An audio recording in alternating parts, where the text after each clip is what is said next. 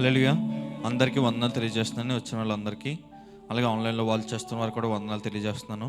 మనం కళ్ళు మూసుకొని ప్రార్థన చేసినట్టయితే ఒక ప్రార్థన, ఈ యొక్క ఆరాధన మనం ప్రారంభించుకుందాం. స్తోత్రం స్తోత్రం స్తోత్రం. హల్లెలూయా యేసయ్యా. దేవా మీకు వందనాలు తెలియజేస్తున్నాం యేసయ్యా. దేవా గడిచిన వారం అంతా యేసయ్యా దేవా మీరు మమ్మల్ని కాపాడిన విధానం బట్టి దేవా మీకు వందనాలు తెలియజేస్తున్నాం యేసయ్యా. దేవా దేవ దేవా మాకు పనులన్నింటిలోనే యేసయ్యా దేవా మీరు తోడుగుని నడిపించిన విధానం బట్టి దేవా మీకు వందనాలు తెలియజేస్తున్నాం యేసయ్యా. ఈ దినం యేసయ్యా దేవా మీ సన్నిధికి నడిపించిన విధానం బట్టి దేవా మీకు వందనాలు తెలియజేస్తున్నాం యేసయ్యా. ఎవరైతే వచ్చారో వాళ్ళు మీరు దీవించమని అడుగుతున్నాం యేసయ్యా. ఇంకెవరైతే రాలేదు యేసయ్యా వారందరూ సమయానికి వచ్చే భాగ్యాన్ని మీరు దయచేయమని అడుగుతున్నాం యేసయ్యా. ఆన్లైన్లో వాచ్ చేస్తున్న వాళ్ళు కూడా మీరు జ్ఞాపకం తెచ్చుకొని వాళ్ళు మీరు దీవించమని అడుగుతున్నాం యేసయ్యా. దేవ ఈ ఆరాధన ఆది నుంచి అంచం వరకు మీరే సంస్థ మహిమగంతా పొందమని, వాక్యం చెప్పే దోసల ద్వారా మీరు మాతో మాట్లాడమని, మీరే తోడుగుని నడిపించమని చిన్న పనులు పాల్జన చేసుకుని వేకున్నాను తండ్రి. ఆమేన్ ఆమేన్. హల్లెలూయా. స్తోత్రము చెల్లించదము మన యేసుకే స్తోత్రము చెల్లించదము అని పాట పాడుతూ దేన్ని మహింపరుచుకుందామండి. అందరికి వచ్చింది కాబట్టి చప్పట్లు కొడుతూ అందరూ పాడదామండి. అందరూ చప్పట్లు కొడుతూ పాడదామండి.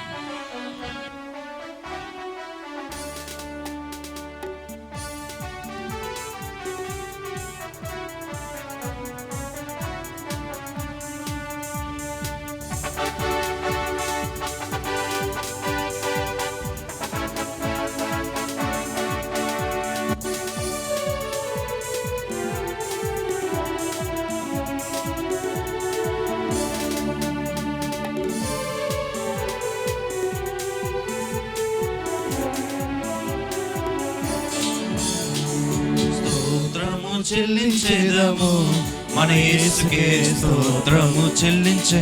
అందరూ చప్పట్లు కొడుతూ పాడదామండి. స్తోత్రము చెల్లించేదము మన యేసుకే స్తోత్రము చెల్లించేదము. మంచివాడు గొప్పవాడు మన దేవుడు, వాక్యము ఇచ్చు దేవుడు. మంచివాడు గొప్పవాడు మన దేవుడు, వాక్యమునిచ్చు దేవుడు. స్తోత్రము చెల్లించేదము మన యేసుకే స్తోత్రము చెల్లించేదు. అందరూ చప్పుడు కూడా చేద్దామండి. మన దేవుడికే స్తోత్రము చెల్లించేద్దాం అని పాడదాం. మన యేసుకే స్తోత్రము చెల్లించేదము. ఎరుకో మనకు ముందు వచ్చిన యేసు మనకు ముందే నిలుచునండి. అవునండి, ఎరుకో గోడల వంటి సమస్యలు మన ముందు వచ్చినా సరే యేసు దాని ముందు నిలుస్తాడు. మనం భయపడాల్సిన లేదు, దిగులు పడాల్సిన అవసరం లేదు. ప్రార్థించి స్తుతిస్తే చాలని గట్టిగా చప్పలు కొడుతూ దేవుని మహిమకరంగా చెప్తామండి. నేను భయపడిన దిగులు పడిన యేసు, నేను ప్రార్థించి నేను స్తుతిస్తాను యేసు అని చెప్తాం.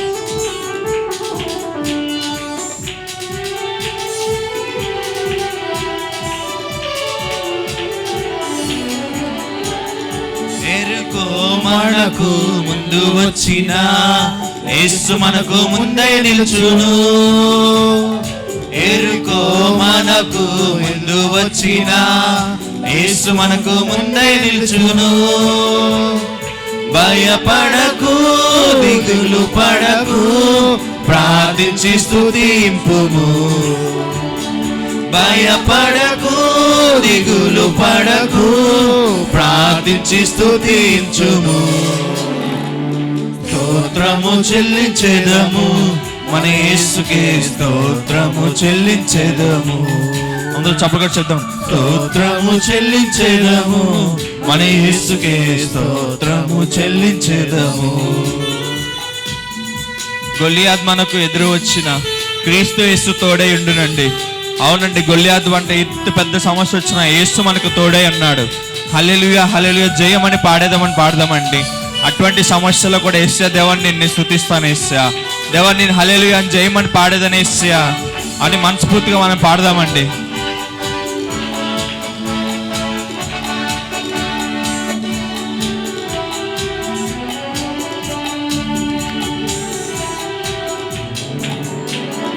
గొలియాత్ మనకు ఎదురు వచ్చిన క్రీస్తు యేసు తోడై ఉండును. గొలియాత్ మనకు ఎదురు వచ్చిన క్రీస్తు యేసు తోడై ఉండును. హల్లెలూయా హల్లెలూయా జయమని పాడెదము. హల్లెలూయా హల్లెలూయా జయమని పాడెదము. స్తోత్రము చెల్లించెదము, మన యేసుకే స్తోత్రము చెల్లించెదము. స్తోత్రము చెల్లించెదము, మన యేసుకే స్తోత్రము చెల్లించెదము. యేసే సత్యం, యేసే జీవం, యేసే మార్గము. యేసు వార్త చాటేద్దామని చెప్దామండి. అవునండి, ఆయనే మార్గము, ఆయనే సత్యము, ఆయనే జీవమై ఉన్నాడు. ఆయన వార్తను మనం చాటేద్దామండి. హల్లెలూయా, హల్లెలూయా. యేసుకే జీవించేద్దాము. అవును యేసయ్యా, నీ కొరకే నేను జీవిస్తాను యేసయ్యా అని చెప్దాం.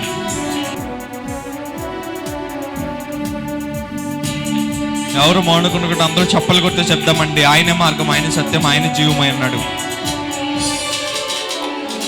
యేసే సత్యం, యేసే జీవం, యేసే మార్గము, యేసు వార్త చాటెదము. యేసే సత్యం, యేసే జీవం, యేసే మార్గము, యేసు వార్త చాటెదము. హల్లెలూయా, హల్లెలూయా, యేసుకై జీవించము. హల్లెలూయా, హల్లెలూయా, యేసుకై జీవించెదము. స్తోత్రము చెల్లించెదము, మన యేసుకే స్తోత్రము చెల్లించెదము. అందరూ చప్పట్లు చేద్దామండి. స్తోత్రము చెల్లించెదము, మన యేసుకే స్తోత్రము.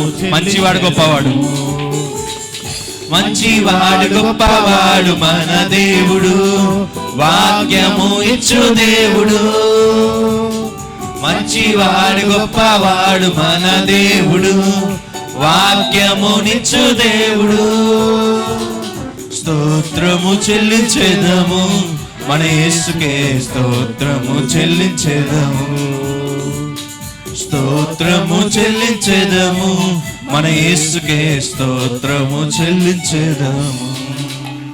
హల్లెలూయా. అందరూ రెండు చేతులు పైకి దేవునికి స్తోత్రం చేద్దామా? నిన్నే నేను నమ్ముకున్నాను, నీ వంటి వారు ఎవరు లేరయ్యా అని పాడుతూ దేవుని మేము పరుచుకుందామండి. అవునండి, ఆయన్నే మనం నమ్ముకొని ఉన్నాం. అద్భుతం చేయమైన జీవితంలో నిన్నే నేను నమ్మి ఉన్నాను వేస్తే. అవును తప్ప నువ్వు తప్ప ఎవరు అద్భుతం చేసేవారు లేరని మనస్ఫూర్తిగా ఈ పాట పాడుతూ దేవుని మేము పరుద్దామండి. అందరూ చెప్దామండి. నిన్నే నేను నమ్ముకున్నాను, నీ వంటి వారు ఎవరయ్యా? నిన్నే నేను నమ్ముకున్నా, నీ వంటి వారు లేరయ్యా. అవును వేస్తా, నీ వంటి వారు ఎవరు లేరు వేస్తా.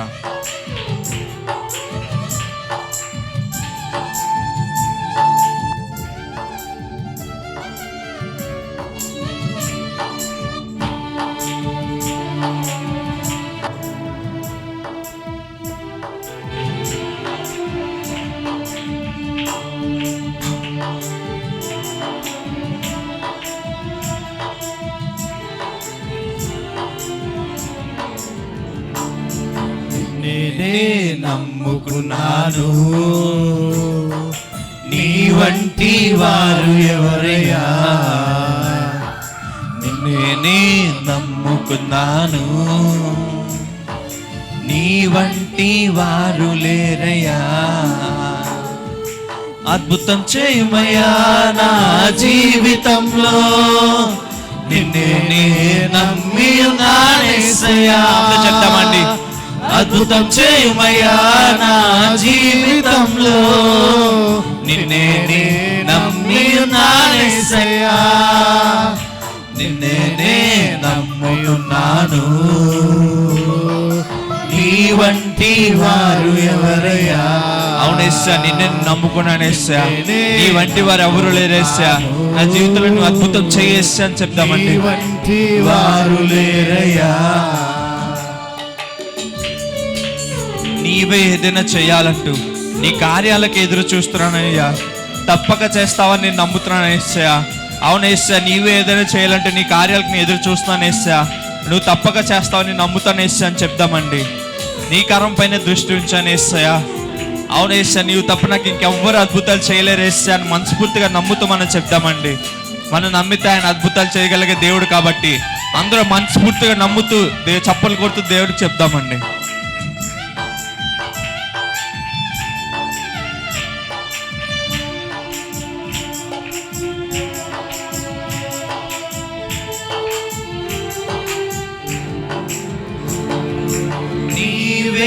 ఏదైనా చేయాలంటూ నీ కార్యాలకే ఎదురు చూస్తున్నాను. చెప్తామండి, యేసయ్య నీ కార్యాలకి ఎదురు చూస్తున్నాను. యేసయ్య నీవే ఏదైనా చేయాలంటూ నీ కార్యాలకే ఎదురు చూస్తున్నాను. తప్పక చేస్తావని నిన్ను నమ్మి, తప్పక చేస్తావని నిన్ను నమ్మి నీ కరముపై దృష్టి ఉంచినానయ్యా, నీ కరముపై దృష్టి ఉంచినానయ్యా. అద్భుతం చేయమయ్యా నా జీవితంలో, నిన్నే నమ్మి ఉన్నానేసయ్యా. అద్భుతం చేయమయ్యా నా జీవితంలో, నిన్నే నమ్మి ఉన్నానేసయ్యా. నిన్నే నమ్మి ఉన్నాను. నీ వంటి వారు ఎవరయ్యా? అందరూ చెప్దామండి. నిన్నే నమ్ముకున్నాను, నీ వంటి వారు లేరయ్యా. నిందలు అవమానాలు సహించుకుంటూ నీ రెక్కల నీడ నేను ఆశ్రయించాను యేసయ్యా. నీ వాగ్దానం చేతపట్టి నీ ముఖం పైన దృష్టి ఉంచున్నానయ్య అని చెప్తామండి. అవును యేసయ్యా, నీ నిందల అవమానాలు చేపట్టుకొని యేసయ్యా నీ రెక్కల నీడని ఆశ్రయించాను యేసయ్యా. నాకు ఎన్ని నిందల అవమానాలు వచ్చినాయి యేసయ్యా, దేవా నీ రెక్కల నీడని ఆశ్రయించాను యేసయ్యా. అవన్నీ మీరు తీసివేయండి యేసయ్యా అని చెప్దామండి. నీ వాగ్దానములు నేను చేతపట్టి ఉన్నాను యేసయ్యా, నీ ముఖం పైన నీ దృష్టి ఉంచాను యేసయ్యా అని చెప్తామండి. ఎవరు మౌనం అనుకుంటా పాటలేదు కాదుకుంటా మనం మనస్ఫూర్తిగా ఆలోచిస్తూ పాడదామండి.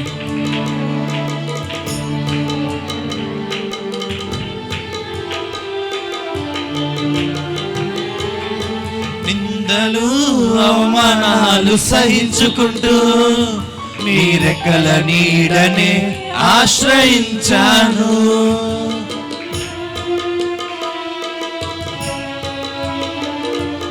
నిందలు అవమానాలు సహించుకుంటూ నీ రెక్కల నీడనే ఆశ్రయించాను. నీ వాగ్దానములను చేతపట్టి, నీ వాగ్దానములను చేతపట్టి నీ ముఖముపై దృష్టి ఉంచినానయ్యా, నీ ముఖముపై దృష్టి ఉంచినానయ్యా. అద్భుతం చేయుమయ్యా నా జీవితంలో, నిన్నే నమ్మి ఉన్నానేసయ్యా. అద్భుతం చేయుమయ్యా నా జీవితంలో, అందరూ లేచి నిల్చొని చెప్తామండి. నిన్నే నమ్మి ఉన్నానేసయ్యా, నిన్నే నమ్ముకున్నాను. ఎవరు మొదలుకుంటే అందరూ కళ్ళు మూసుకొని చెప్తామండి. నీ వంటి వారు లేరయ్యా, నిన్నే నమ్ముకున్నాను. నీ వంటి వారు లేరయ్యా. అద్భుతం చేయుమయ్యా నా జీవితంలో, నిన్నే నమ్మి ఉన్నానేసయ్యా. ఆయన వైపు చూస్తూ చెప్తామండి. యేసయ్యా నా జీవితంలో నేను అద్భుతం చేయేసయ్యా, నీ కొరకే నేను ఎదురు చూస్తానేసయ్యా. నిన్నే నమ్మి ఉన్నానేసయ్యా, నిన్నే నమ్ముకున్నాను. నీ వంటి వారు ఎవరయ్యా? నిన్నే నమ్ముకున్నాను. నీ వంటి నీవే ఏదైనా చేయాలంటూ నీ కార్యాలకు ఎదురు చూస్తున్నాను యేసయ్యా పాడదామండి. ఎవరు మౌనం అనుకుంటా అందరూ రెండు చేతులు పైకెత్తి చెప్తామండి. నీవే ఏదైనా చేయాలంటూ నీ కార్యాలకే ఎదురు చూస్తూ, అందరూ మనస్ఫూర్తిగా చెప్దామండి. యేసయ్యా నీ కార్యాలకు నేను ఎదురు చూస్తాను యేసయ్యా అని చెప్దాము. చేయాలంటూ నీ కార్యాలకే ఎదురు చూస్తున్నాను. తప్పక చేస్తావని నిన్ను నమ్మి, తప్పక చేస్తావని నిన్ను నమ్మి నీ కరముపై దృష్టి ఉంచినానయ్యా. నీ పైన నీ దృష్టి ఉంచాను. అని పైకి చేద్దామండి. అద్భుతం చేయుమయ్యా నా జీవితంలో. మనస్ఫూర్తిగా చేద్దామండి. నువ్వు అద్భుతం జరగాలనుకుంటున్నావా? మనస్ఫూర్తిగా చేద్దాం. ఎవరో వచ్చి ఎవరో ఏదో చేస్తాడు కాదు, నీవు ప్రార్థన చేస్తే దేవుడు నీ పట్ల అద్భుతం చేయగల దేవుడు. కాబట్టి మనం చేద్దామండి. నిన్న నేను నమ్మి ఉన్నాను యేసయ్యా, నీవు తప్ప నాకు ఇంకెవరు లేరు యేసయ్యా. నా జీవితంలో నిన్నే నమ్మి ఉన్నాను యేసయ్యా. అద్భుతం చేయుమయ్యా నా జీవితంలో, నిన్నే నమ్మి ఉన్నాను యేసయ్యా. నిన్నే నమ్ముకున్నాను, నీ వంటి వారు ఎవరయ్యా. చెప్తామండి. యేసయ్యా నిన్నే నమ్ముకున్నాను యేసయ్యా, నీ వంటి వారు ఎవరయ్యా? నీ వంటి వారు లేరేసా. నేను అక్కడ తిరిగిన యేసయ్యా, నీవు తప్ప అద్భుతాలు చేయగల వారు ఎవరు లేరేసా అని చెప్తామండి. నమ్ముకున్నాను. చెప్తామండి. నిందలు అవమానాలు సహించుకుంటూ నీ రెక్కల నీడనే నీ ఆశ్రయించానేసా. అవును, మన నిందలు అవమానాలు వచ్చా మనం బాధపడుతున్నామేమో, కానీ ఆయన రెక్కలు నేను ఆశ్రయించి యేసయ్యా నీ వాగ్దానముల చేత పట్టి యేసయ్యా నీ ముఖం పైన నీ దృష్టి ఉంచాను యేసయ్యా. మనుషులు ఎన్ని నిందలు వేసినా, ఎన్ని అవమానాలు చేసినా, ఏది చేసినా యేసయ్యా నీవు నాకున్నావు యేసయ్యా. నేను నమ్ముకుంటే దేవుడు మహిమపరుద్దామండి. ఎవరు మౌనకుంటగా అందరూ చప్పట్లు కొడుతూ చెప్దామండి.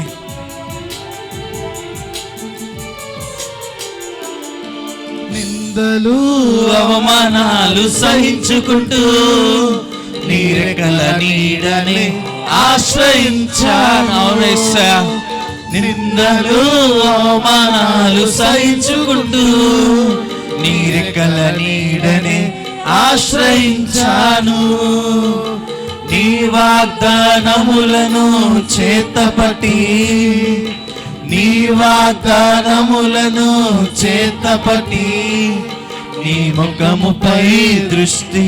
అవునేసా, నా దృష్టి మొత్తం కేవలం నీ ముఖం పైన ఉంచనేసా చెప్తాం. దృష్టి ఉంచినానయ్యా. అద్భుతం చేయుమయ్యా నా జీవితంలో, నిన్నే నమ్మి ఉన్నాను యేసయ్యా. అద్భుతం చేయుమయ్యా నా జీవితంలో, నిన్నే నమ్మి ఉన్నాను యేసయ్యా. నిన్నే నమ్ముకున్నాను. అందరూ చెప్తాం, మనస్ఫూర్తిగా చెప్తాం. నీ వంటి వారు ఎవరయ్యా యేసయ్యా? నిన్నే నమ్ముకున్నాను, నీ వంటి వారు లేరయ్యా. అద్భుతం చేయమయ్యా, అద్భుతం చేయుమయ్యా నా జీవితంలో, నిన్నే నమ్మి ఉన్నాను యేసయ్యా. నా జీవితంలో ఈ దినం అద్భుతం చేయేసా. నిన్నే నమ్ముకున్నాను యేసయ్యా. ఎవరైతే నేను నమ్ముకున్నారో అందరి జీవితాలు మీరు అద్భుతం చేయబోతున్నారు. దాన్ని బట్టి మీకు వందనాలు తెలియజేస్తున్నాం యేసయ్యా. నిన్నే నమ్ముకున్నాను, మీరు నమ్మితే ఆయన అద్భుతాలు చేయగలిగే దేవుడు అండి. అందరూ నమ్మి చేద్దాం. నిన్నే నమ్ముకున్నాను,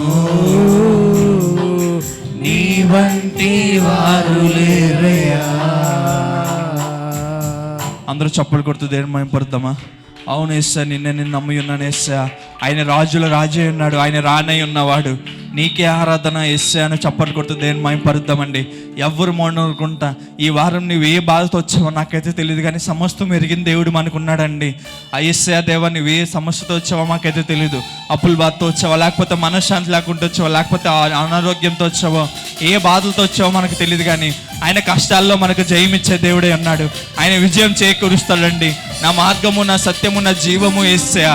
ఆయన రోగాలను స్వస్థపరిచే దేవుడికి ఉన్నాడు. కాబట్టి ఎవ్వరు మౌనుకుంటే అందరూ చప్పట్లు కొడుతూ దేవుని మహిమకరంగా పాడదామండి.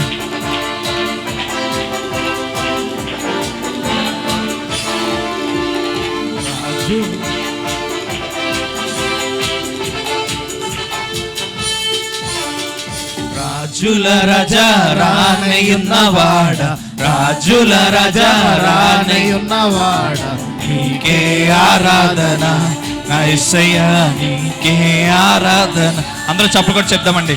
నీకే ఆరాధన, నా యేసయ్యా నీకే ఆరాధన.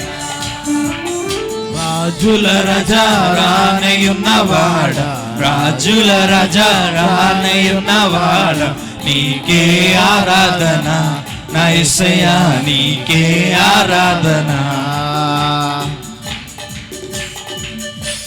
కష్టాలలో జయమిచ్చను, శోధనలో జయమిచ్చను, సాతానును ఓడించను, విజయం చేకూర్చునండి.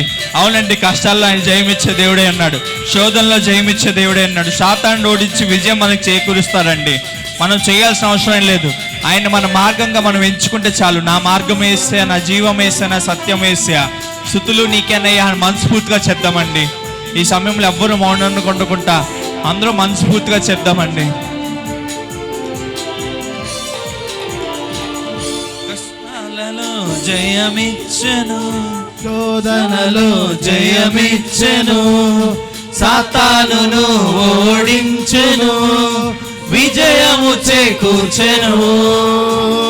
కష్టాలలో జయమిచ్చెను, శోధనలో జయమిచ్చెను, సాతానును ఓడించెను, విజయము చేకూర్చెను.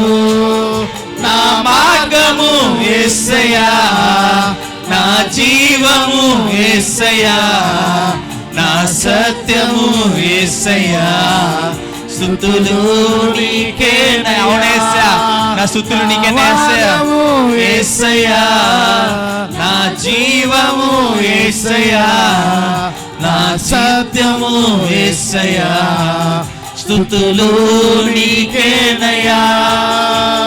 రాజుల రాజా రానయున్నవాడ, రాజుల రాజా రానయున్నవాడ, నీకే ఆరాధన. అందరూ చప్పలు కొట్టి ఉద్యోగం చేద్దామన్నా. నీకే ఆరాధన, నీకే ఆరాధన, నా యేసయ్యా నీకే ఆరాధన.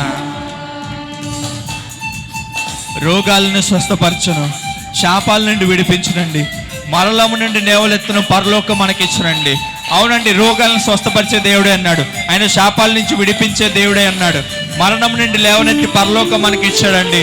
ప్రతి మోకాలు ఆయన ఎదుట వంగును, ప్రతి నాలుక ఆయన దగ్గర పాడుదండి, ప్రతి నేత్రం ఆయన చూచినండి, ఆయనే రారాజుగా ఉన్నాడని మనస్ఫూర్తిగా అందరూ చెప్దామండి.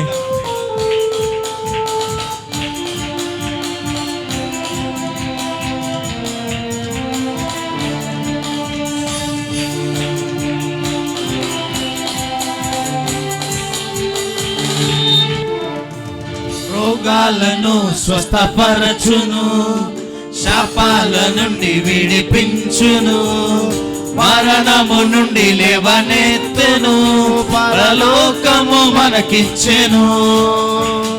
రోగాలను స్వస్థపరచును, శాపాల నుండి విడిపించును, మరణము నుండి లేవనెత్తెను, పరలోకము మనకిచ్చే. ప్రతి మోకాలు వంగును, ప్రతి మోకాలు వంగును, ప్రతి నాలుక పాడును, ప్రతి నేత్రము చూచును, నిన్నే రారాజుగా.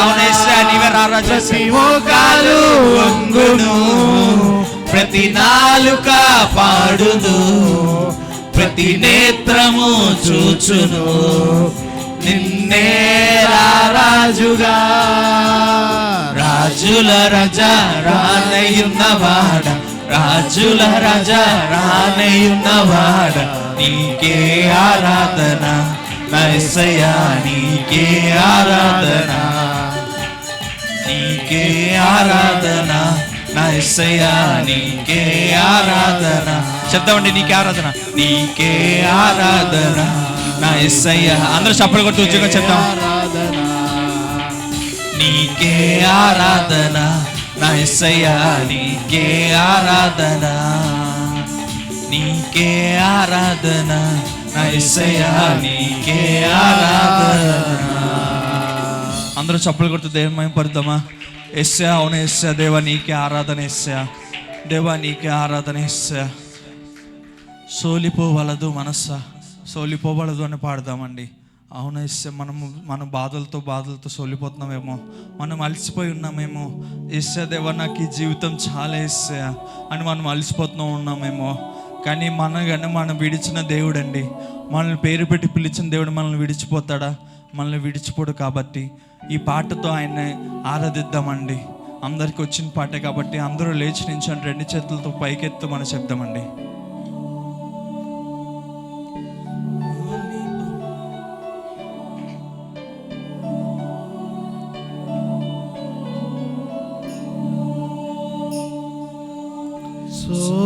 సోలిపోవలదు మనసా, సోలిపోవలదు, సోలిపోవలదు మనసా, సోలిపోవలదు. నిన్ను గని పిలచిన దేవుడు విడిచిపోతాడా? అవునండి, మనల్ని కానీ పిలిచిన దేవుడు మనల్ని విడిచిపోతాడా? మనల్ని విడిచిపోని దేవుడు మనకున్నాడండి. దేవుడు విడిచిపోతాడా? సోలిపోవలదు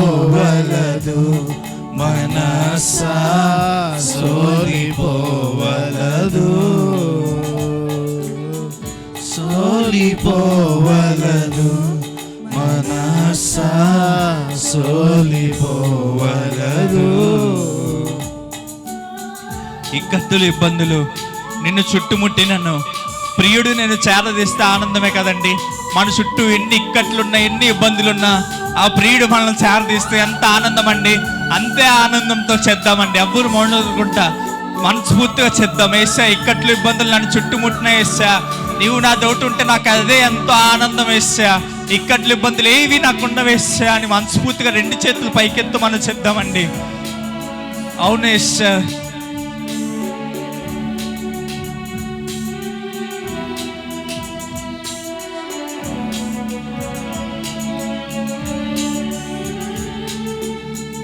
ఇక్కట్లు ఇబ్బందులు నిన్ను చుట్టుముట్టినను, ఇక్కట్లు ఇబ్బందులు నిన్ను చుట్టుముట్టినను, ప్రియుడు నిన్ను చేరదీసిన ఆనందమే కాదా? అవునండి, ఆయన మనం చేరదీస్తే మనకి ఎంత ఆనందము. ప్రియుడు నిన్ను చేరదీసిన ఆనందమే కాదా?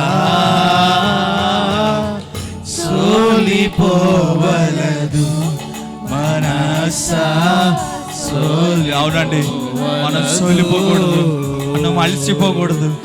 సోలిపోవలదు మనసా, సోలిపోవలదు. శోధనలను జయించినాచో భాగ్యవంతుడవు. అవునండి, చెప్తాం. శోధనలు జయించినచో, శోధనలను జయించినాచో భాగ్యవంతుడవు.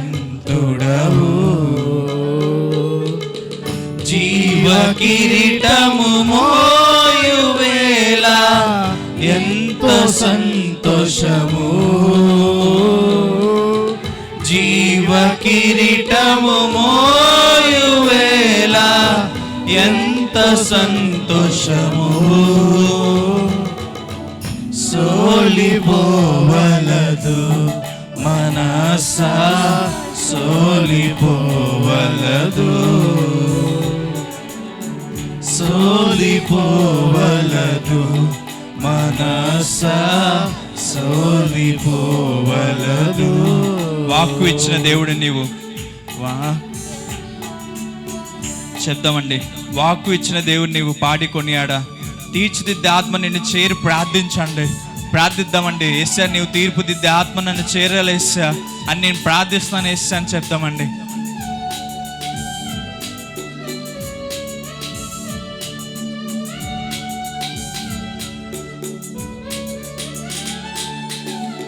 వాక్కు వాక్కు ఇచ్చిన దేవుని నీవు పాడికొని అవునండి, ఆయనలో పాడి కొనియాడాలి కాబట్టి అన్ని మనస్ఫూర్తిగా పాడదాం. ఇచ్చిన దేవుని నీవు పాడికొనియాడు.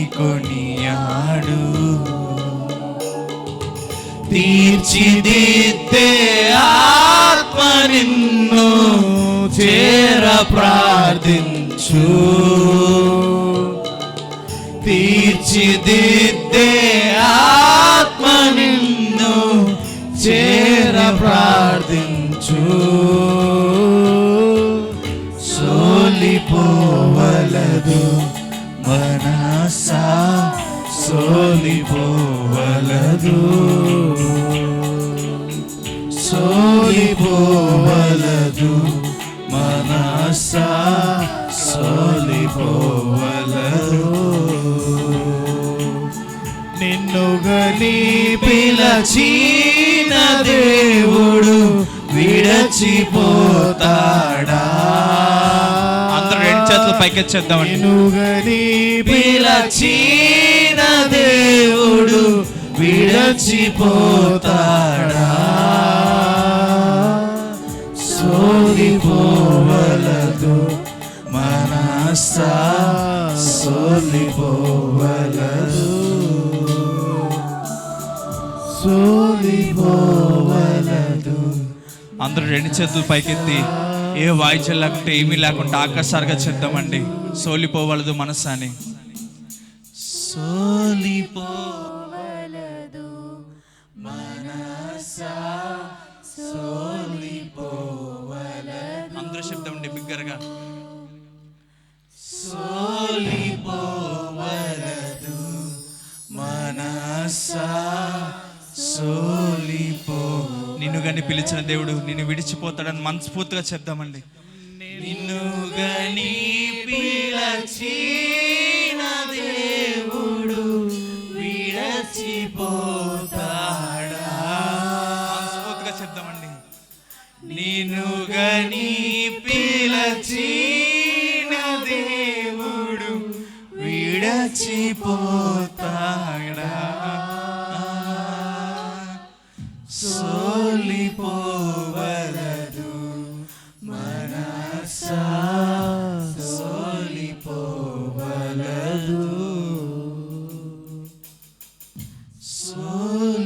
సోలిపోవలదు మనసా, సోలిపోవలదు. ప్రార్థన చేసుకుందామండి. స్తోత్రం స్తోత్రం హల్లెలూయా. యేసయ్యా దేవా మీకు వందనాలు తెలియజేస్తున్నాం. యేసయ్యా దేవా ఇంత మంచి సమయాన్ని మీరు మాకు ఇచ్చిన విధానం బట్టి దేవా మీకు వందనాలు తెలియజేస్తున్నాం. యేసయ్యా అవును యేసయ్యా మీరు మమ్మల్ని పిలిచిన దేవుడు. యేసయ్యా దేవా మీరు మమ్మల్ని విడిచిపోవడానికి మరొకసారి మీరు మమ్మల్ని జ్ఞాపకం చేసుకున్న విధానం బట్టి దేవా మీకు వందనాలు తెలియజేస్తున్నాం. యేసయ్యా దేవా మీకు వందనాలు తెలియజేస్తున్నాం. యేసయ్యా వాక్యం ఆరాధనంతట్లో మీరు సంవత్సరం అంత పొందిన విధానం బట్టి దేవా మీకు వందనాలు తెలియజేస్తున్నాం. యేసయ్యా వాక్యం చెప్పే బిడ్డ ద్వారా కూడా మీరు మాతో మాట్లాడమని, మీరే ఆది నుంచి అంచ వరకు సంవత్సరం అంత పొందమని ఈ చిన్న పనులు పాలు చేసుకుని తండ్రి ఆమేన్. అందరూ రెండు చేతులు పైకెత్తి గట్టిగా దేవునికి స్తోత్రం చెప్దామండి.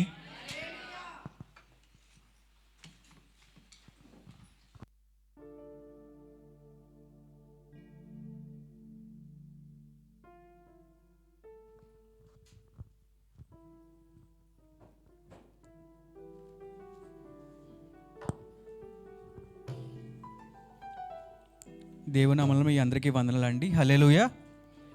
ఇంతవరకు మనల్ని పాటల్లోనూ ఆరాధనలోనూ నడిపించిన దేవాదేవానికి అందరూ మన రెండు చేతులు పైకెత్తి గట్టిగా స్తోత్రం చెప్దామండి. హల్లెలూయా. అనౌన్స్మెంట్స్ టైం అండి, అందరూ గమనించవలసిందిగా కోరుచున్నాము. ఈ వారం మిడ్ వీక్ సర్వీస్ క్యాన్సిల్ చేయబడిందండి. ఎందుకంటే సాలపవానిపాలెంలో 8th యానివర్సరీ సెలబ్రేషన్స్ ఉన్నాయి. అందరూ దీనిలో పాల్గొనవలసిందిగా కోరుచున్నామండి. సాయంత్రం 7 గంటలకు సాలపవానిపాలెం చర్చ్లో, విక్టరీ టెంపుల్ చర్చ్లో యానివర్సరీ సెలబ్రేషన్స్ ఉన్నాయండి. తర్వాత డిన్నర్ కూడా అరేంజ్ చేయబడింది. సో దీనిలో మీరు అందరూ పార్టిసిపేట్ చేయవలసిందిగా కోరుచున్నామండి. ఈ గురువారం women's meet at sister Kannamma గారు అండి.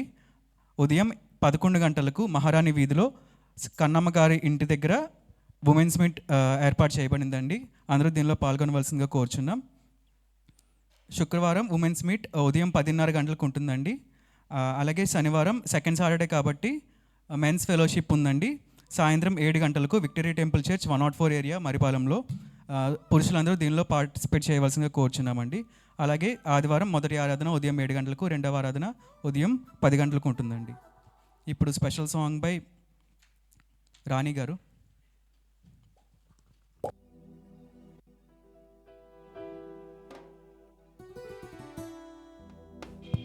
హల్లెలూయా. మనల్ని అందరినీ కరుణించి కాపాడి ఆ దేవాది దేవుడు ఎంతగానో మనల్ని నిలబెట్టిన విధానాన్ని బట్టి 2 చేతుల పైకెత్తి దేవుడికి వందనాలు చెల్లిద్దామండి. హల్లెలూయా. ప్రతి ఒక్కరం బిగ్గరగా చెప్దామా? హల్లెలూయా. ఎంతమంది అండి ఆనందంగా ఉన్నారు ఈ సంవత్సరంలో?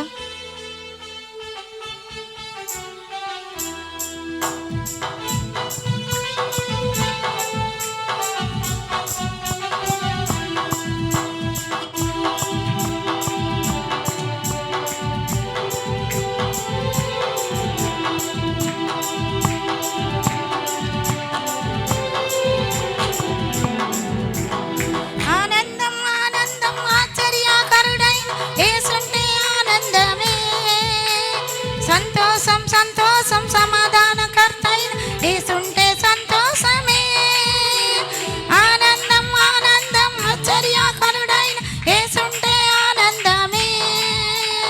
సంతోషం సంతోషం సమాధానకర్తైన యేసుంటే సంతోషమే. ఆనందం ఆనందమే నీలో యేసుంటే ఆనందమే. ఎంతో సంతోషమే యేసుని నీ ఉంటే సంతోషమే. ఆనందం ఆనందమే నీలో యేసుంటే ఆనందమే.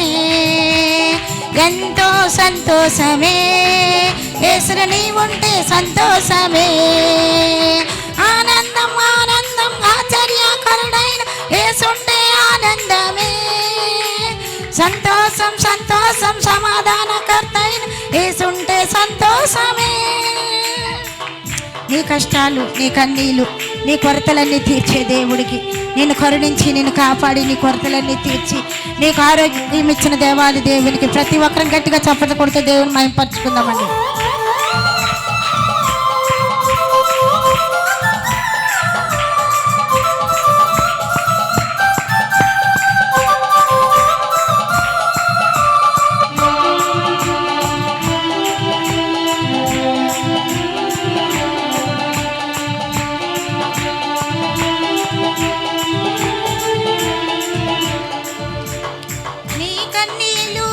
నీ కష్టాలు, నీ కొరతలన్నీ తీర్చేవాడు, నిన్ను కరుణించి నిన్ను కాపాడి నీకు ఆరోగ్యం ఇచ్చేవాడు.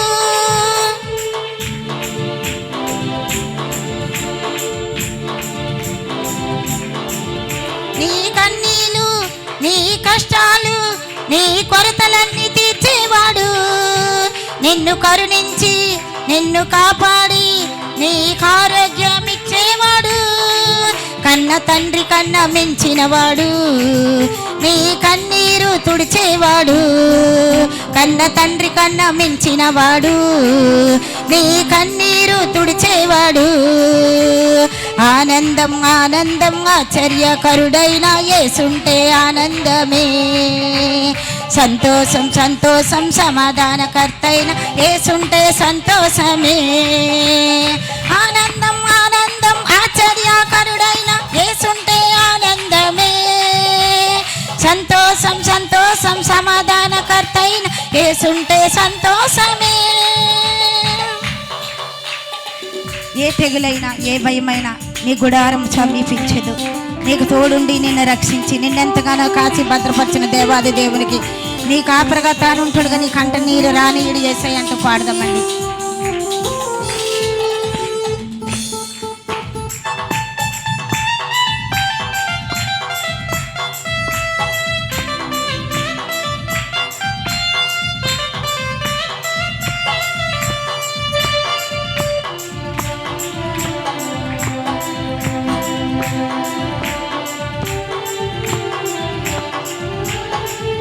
ఏ తెగులైనా ఏ భయమైనా నీ గుడారం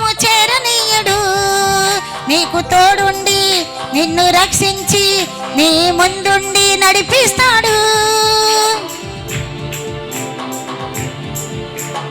ఏ తెగులైనా ఏ భయమైనా నీ గుడారము చేరనీయడు. నిన్ను తోడుండి నిన్ను రక్షించి నీ ముందుండి నడిపిస్తాడు. నీ కాపరిగా తానుంటాడు, నీ కంట నీరు రానియడు. నీ కాపరిగా తానుంటాడు, నీ కంట నీరు రానియడు. ఆనందం ఆనందం ఆశ్చర్యకరుడైన యేసుంటే ఆనందమే. సంతోషం సంతోషం సమాధానకర్తైన యేసుంటే సంతోషమే. ఆనందం ఆనందం ఆశ్చర్యకరుడైన యేసుంటే ఆనందమే. సంతోషం సంతోషం సమాధానకర్తైన యేసుంటే సంతోషమే.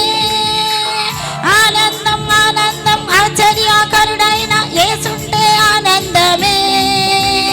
సంతోషం సంతోషం సమాధానకర్తైన యేసుంటే సంతోషమే. ఆనందం ఆనందమే నీలో యేసుంటే ఆనందమే.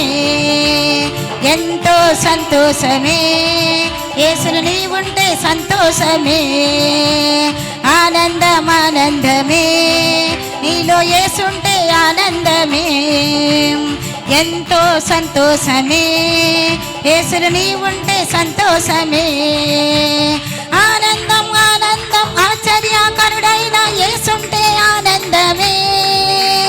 సంతోషం సంతోషం సమాధానకర్తైన యేసుంటే సంతోషమే. ఆరాధన ఆరాధన నా యేసునికే ఆరాధన.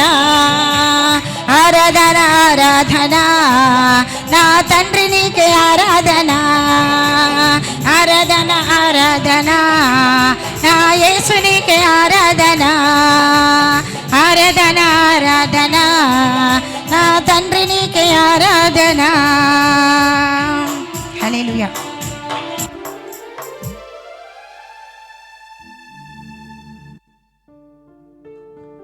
అందరూ ఒకసారి గట్టిగా చప్పట్లు కొడుతూ దేవుని మహింపరుద్దామండి.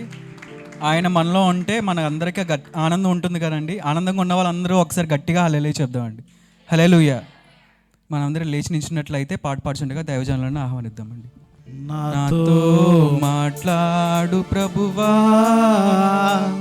నీవే మాట్లాడుమయ్యా. నాతో మాట్లాడు ప్రభువా,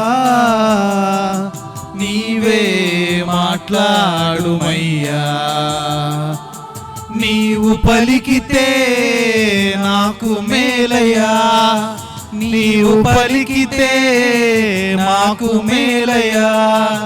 నీ దర్శనమే నాకు చాలయ్యా, నీ దర్శనమే నాకు చాలయ్యా. నాతో మాట్లాడు ప్రభువా, నీవే మాట్లాడుమయ్యా. మాతో మాట్లాడు ప్రభువా, నీవే మాట్లాడుమయ్యా. మనందరం మన బైబిల్ గ్రంథాలు తెరిచినట్లుగైతే యోహాను సువార్త 17వ అధ్యాయము. యోహాను సువార్త 17వ అధ్యాయము 4వ వచనాన్ని అందరము కలిసి ఏకీభవించి చదువుకుందాం. యోహాను సువార్త 17వ అధ్యాయము 4వ వచనము అందరము కలిసి ఏకీభవించి చదువుకుందాం. చేయుటకు నీవు నాకిచ్చిన పని నేను సంపూర్ణముగా నెరవేర్చి భూమి మీద నిన్ను మహిమపరచితిని. ప్రార్థన చేసుకుందాం. తలలు వంచండి, కళ్ళు మూసుకోండి. పరిశుద్ధుడైన తండ్రి, మహోన్నతుడైన మా దేవ, మీకు వందనాలు. మరి యొక్క వారములో మరి యొక్క పర్యాయము మిమ్మల్ని సంధించడానికి వచ్చిన నాతో మాతో మీరు మాట్లాడి మహిమ పొందమని యేసు నామములో కొద్ది విన్నపాలు అడుగుచూ ఉన్నాము తండ్రి, ఆమేన్. దయచేసి ఎవరి స్థలాల వరకు కూర్చుందాం. మొదటిగా నిలబడడానికి కారకులైన ప్రభువుని నేను స్తుతిస్తున్నాను. పాస్టర్ గారికి వందనాలు, అలాగే మీ అందరికీ కూడా వందనాలు తెలియజేస్తూ ఉన్నాను. చదివిన మాటను మరొకసారి నేను చదువుతున్నాను. యోహాను సువార్త 17వ అధ్యాయము 4వ వచనంలో ఇలాగూ రాయబడి ఉంది. చేయుటకు నీవు నాకిచ్చిన పని నేను సంపూర్ణముగా నెరవేర్చి భూమి మీద నిన్ను మహిమపరచితిని అని యేసుక్రీస్తు ప్రభువారు తన తండ్రితో మాట్లాడడం మనం చూస్తూ ఉన్నాం. 17వ అధ్యాయం 1వ వచనంలో మనకు కనబడుతుంది. యేసు ఈ మాటలు చెప్పి ఆకాశము వైపు కన్నులెత్తి ఇట్లనెను అని కనబడుతుంది. అక్కడి నుండి చాలా విషయాలు ఆయన మాట్లాడుతూ చాలాసేపు తన తండ్రితో ముచ్చటించడం మనం చూస్తాం ప్రార్థన రూపంలో. ఈ ప్రార్థన చేస్తూ ఆయన 4వ వచనం దగ్గరికి వచ్చేసరికి ఆయన అన్నాడు, చేయుటకు నీవు నాకు ఇచ్చిన పని నేను సంపూర్ణముగా నెరవేర్చి భూమి మీద నిన్ను మహిమపరచితిని అని ఆయన ఎంతో సంతోషముగా తన తండ్రితో మాట్లాడడం మనం చూస్తూ ఉన్నాం. ఏమంటే పని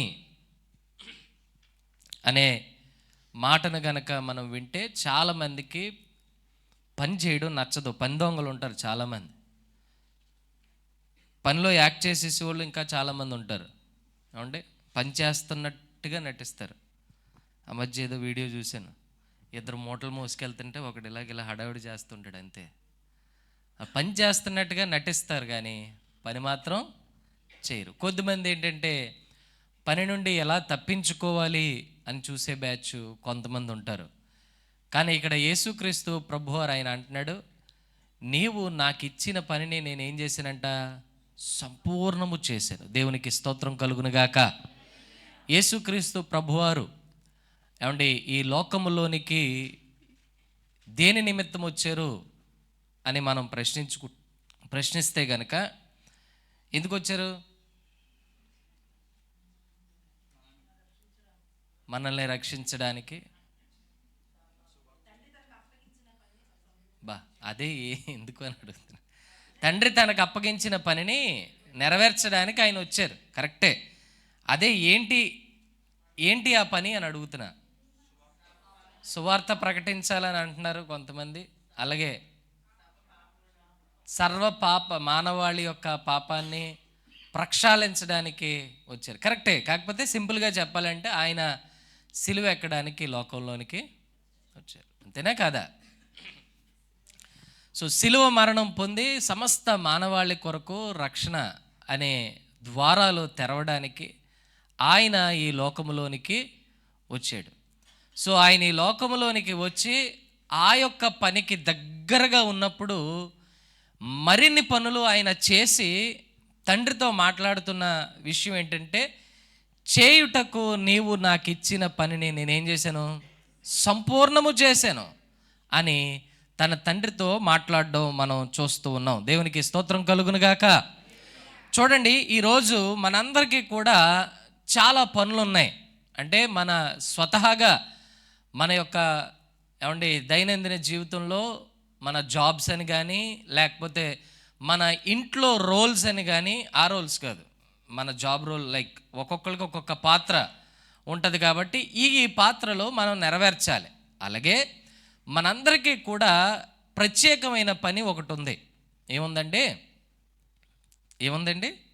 ప్రత్యేకమైన పని ఒకటి ఉంది.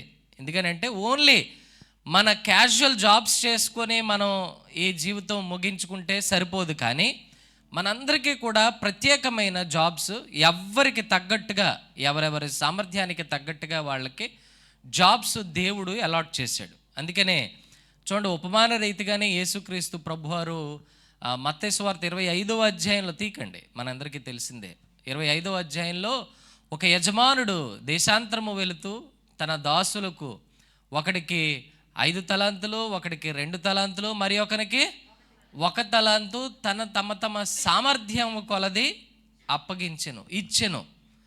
వారి కెపాసిటీని బట్టి దేవుడు వారికి ఏమిచ్చాడట, డ్యూటీస్ అప్పగించాడు. అలాగే మన కెపాసిటీని బట్టి కూడా మనకి దేవుడు ఏం అప్పగించాడు అనమాట, డ్యూటీస్, జాబ్ రోల్స్.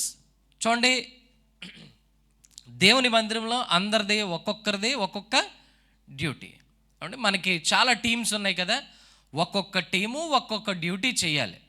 అయితే మన డ్యూటీస్ అంటే కూర్చునేది కూడా పెద్ద డ్యూటీయే ఏమండి.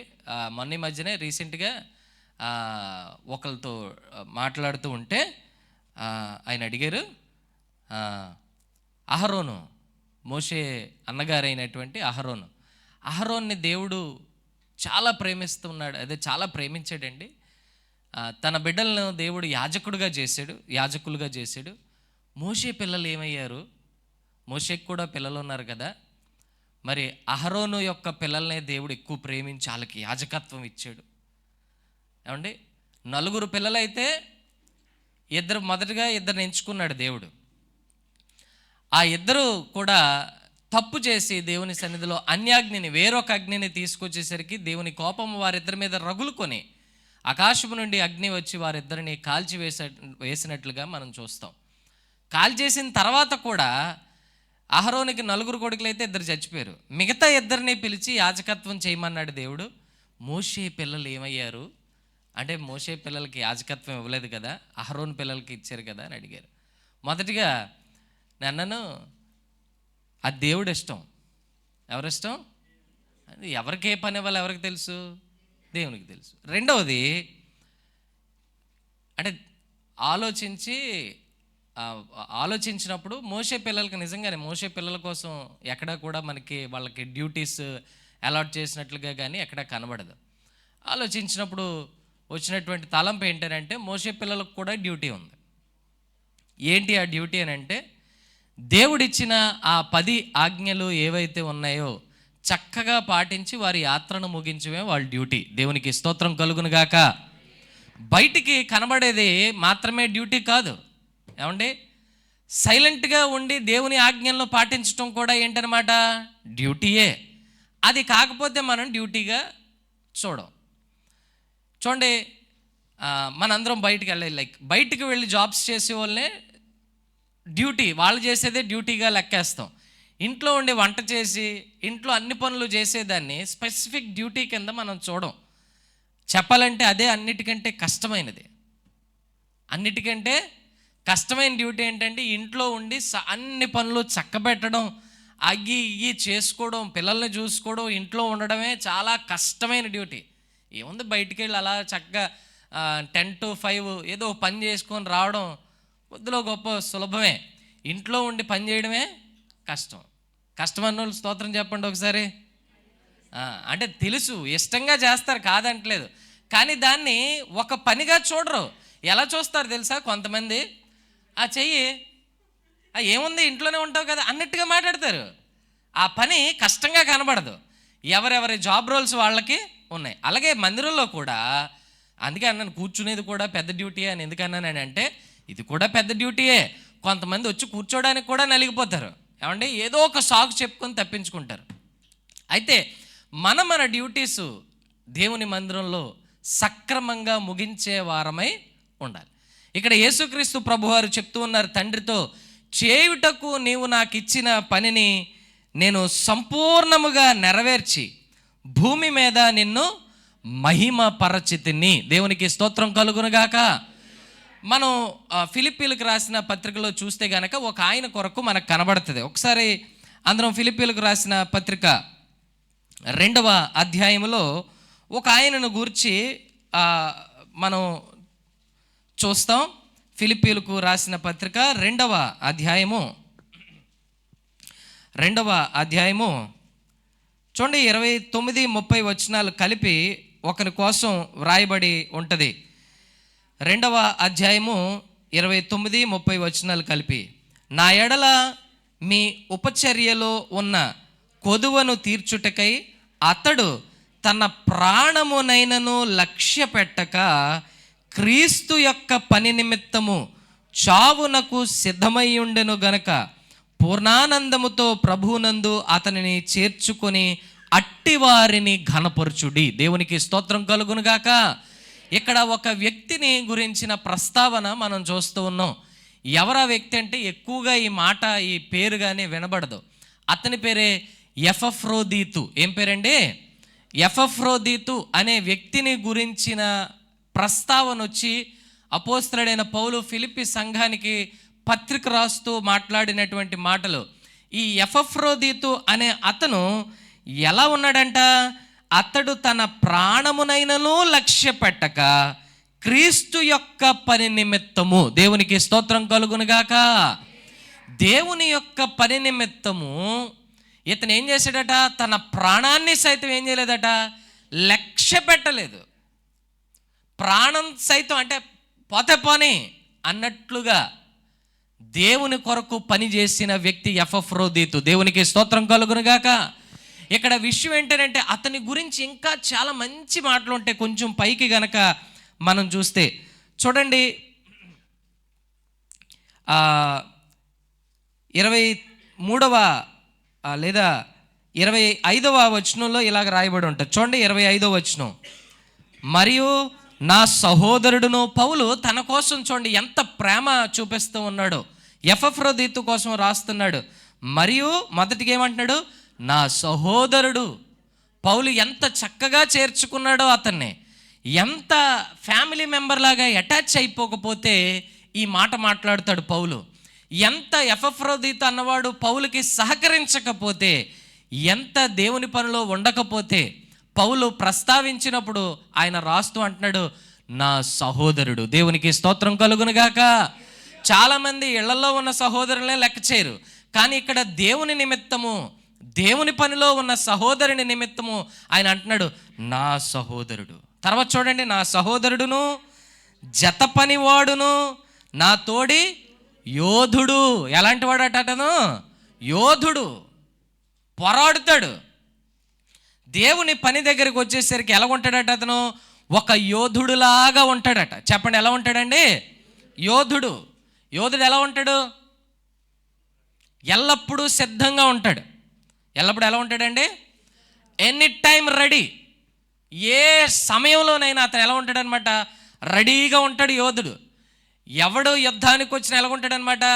ఆల్వేస్ రెడీ, మెలకువ కలిగి ఉంటాడు, రెడీగా ఉంటాడు, పోరాడడానికి సిద్ధంగా ఉంటాడు, తన ఆయుధాలు పట్టుకొని ఉంటాడు. దేవునికి స్తోత్రం కలుగునుగాక. పౌలు అంటున్నాడు నా సహోదరుడును, జత పనివాడును, నా యోధుడును. ఎలాంటోడట? యోధుడు. ఇలాంటి యోధులు కావాలి. ఎక్కడ?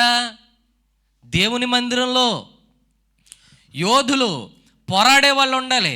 ఏం పోరాడాలి అంటే క్రీస్తు రాజ్యము నిమిత్తము ఏ పని కొరకైనా సిద్ధంగా ఉండేటువంటి యోధులు ఉండాలి. హల్లెలూయా. చూడండి, ఈ కాలంలో సువార్త ప్రకటించడం చాలా కష్టం, చాలా కష్టం. యోధుల్లా ఉండకపోతే మనం సువార్త ప్రకటించలేం. అంటే సిద్ధంగా ఉండాలి, రెడీగా ఉండాలి. అవకాశం దొరికినప్పుడు యోధుల్లా మారిపోయి సువార్త ప్రకటించడమే. హల్లెలూయా. చుట్టుప్రక్కల ఎవరో ఒకళ్ళు ఏదో ఒక మూమెంట్లో ఏదో ఒక్క మూమెంట్లో ఏంటండి అని చిన్నగా కదుపుతారు. ఆ ఒక్క అవకాశాన్ని ఉపయోగించుకున్నాడే పెద్ద యోధుడు. సిద్ధంగా ఉండాలా, రెడీగా ఉండాలా. పౌలు ఎక్కడికి వెళితే అక్కడికి ఆయన్ని కదిపితే కందిరేగే. ఇలా కదిపితే చాలు, అలాగా అవును ఇదిగో నేను తార్సువాడను, నేను పలానా రాజ్యం పలానా దమస్కు మార్గం గుండా వెళ్తూ ఉంటే ఇదిగో ప్రభు వెలుగు నన్ను కలిసింది, ప్రభు నాతో మాట్లాడాడు, సౌలుగా ఉన్న నేను పౌలుగా మారిపోయాను. ఎవ్వరు కదిపినా ఇదే మాట. ఎవ్వరు కదిపినా పొరపాటున ఎవరైనా బాగున్నారా అని అడిగితే ఎందుకు బాగోనండి, దేవుడు నన్ను రక్షిస్తే బాగోనా, దేవుడా అని అనేసరికి ఇంక మొదలు అక్కడి నుండి. ఈ కాలంలో ప్రభు యొక్క సువార్తను ప్రకటించడానికి అవకాశం దొరక్క చాలామంది అల్లాడుతున్నారు, అవకాశం కోసం ఎదురు చూసేవాళ్ళు ఉన్నారు. కానీ మన చుట్టుప్రక్కల సువార్త ప్రకటించగలిగే అవకాశాలు చాలా వస్తాయి. ఈ అవకాశాలని సద్వినియోగం చేసుకోగలిగే వాళ్ళే పెద్ద యోధులు. దేవునికి స్తోత్రం చెప్దామా? సైలెంట్గా ఉండిపోతే ఎందుకు? భయపడవలసిన అవసరం ఏమీ లేదు. నీ దేవుడు నీ జీవితంలో గొప్ప గొప్ప మేళ్ళు చేశాడు. అసలు గొప్ప విషయం ఏంటంటే మన రక్షణే గొప్ప విషయం. దీన్ని గురించి షేర్ చేయడానికి సిగ్గుపడే వాళ్ళు యోధులు కాదు, పిల్లులు. ఇక్కడ ఎపఫ్రోదీతు నిమిత్తము ఏమంటే సంఘములో ఈరోజు కావాల్సిన వాళ్ళు ఎవరంటే యోధులు, జత పనివారు, సహోదరులు, వీళ్ళందరూ కావాలి. ఎపఫ్రోదీతు కోసం మాట్లాడుతున్నమాట.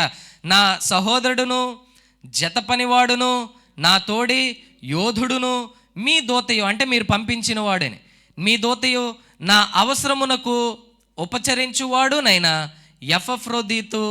ఎపఫ్రోదీతును మీ యొద్దకు పంపుట అగత్యమని అనుకుంటుని. ఇక్కడ జరిగిన విషయం ఏంటంటే, ఎపఫ్రోదీతుని ఫిలిప్పీ సంఘం వాళ్ళు ఎన్నుకొని, ఇదిగో పౌలు పలానా దగ్గర ఉన్నాడు, హౌస్ అరెస్ట్లో ఉన్నాడు, నువ్వు వెళ్ళి పౌలుకి కావలసిన సామాగ్రి అందించు, పౌలుకి చాలా అవసరతలు ఉంటాయి, అలాగా ఉండిపోయాడు కదా, ఈ అవసరాలు మనందరం తెలుసుకోరు కూడా, సైలెంట్గా ఉంటే మంచిది కాదు అని చెప్పి బోల్డ్ కానుకలు చాలా వస్తువులు ఎపఫ్రోదీతు అనే ఆయనకి అప్పగించి, ఎక్కడ నుండి అంటే ఫిలిప్పి సంఘం దగ్గర నుండి పౌలు గారికి ఈ వస్తువులన్నీ పంపమని తీసుకెళ్ళమని ఇతన్ని ఎన్నుకున్నారట. సంఘంలో ఇతన్ని ఎన్నుకొని మొత్తం అతని చేతిలో పెట్టారట. వెళ్ళు అని అన్నారట. అది ఇంచుమించు దగ్గర 800 కిలోమీటర్స్ దూరం ఉంటుంది. ఎంత కిలోమీటర్స్ అట అండి చెప్పండి అందరూ, ఎన్ని కిలోమీటర్స్ అట? ఆల్మోస్ట్ 800 కిలోమీటర్స్ దూరంగా ఉన్నటువంటి ఆ పౌలును పౌలు దగ్గరికి కానుకలు తీసుకువెళ్ళమని సంఘం నుంచి ఒకరిని ఎన్నుకొని పంపించారట. అతని పేరే ఎపఫ్రోదీతు. దేవునికి స్తోత్రం చెప్దామా? చూడండి, ఈ క్వాలిటీని బట్టి, అంటే ఇతన్ని ఎన్నుకోవడం బట్టి సంఘానికి అతని మీద ఎంత నమ్మకం ఉందో తెలుస్తుంది. సంఘానికి ఏముంది అతని మీద? నమ్మకం. ఎందుకనంటే ఎవరి చేతిలో పడితే వాళ్ళ చేతిలో వస్తువులు పెట్టామనుకోండి, ఏం చేస్తారు? మనందరికీ తెలిసిందే.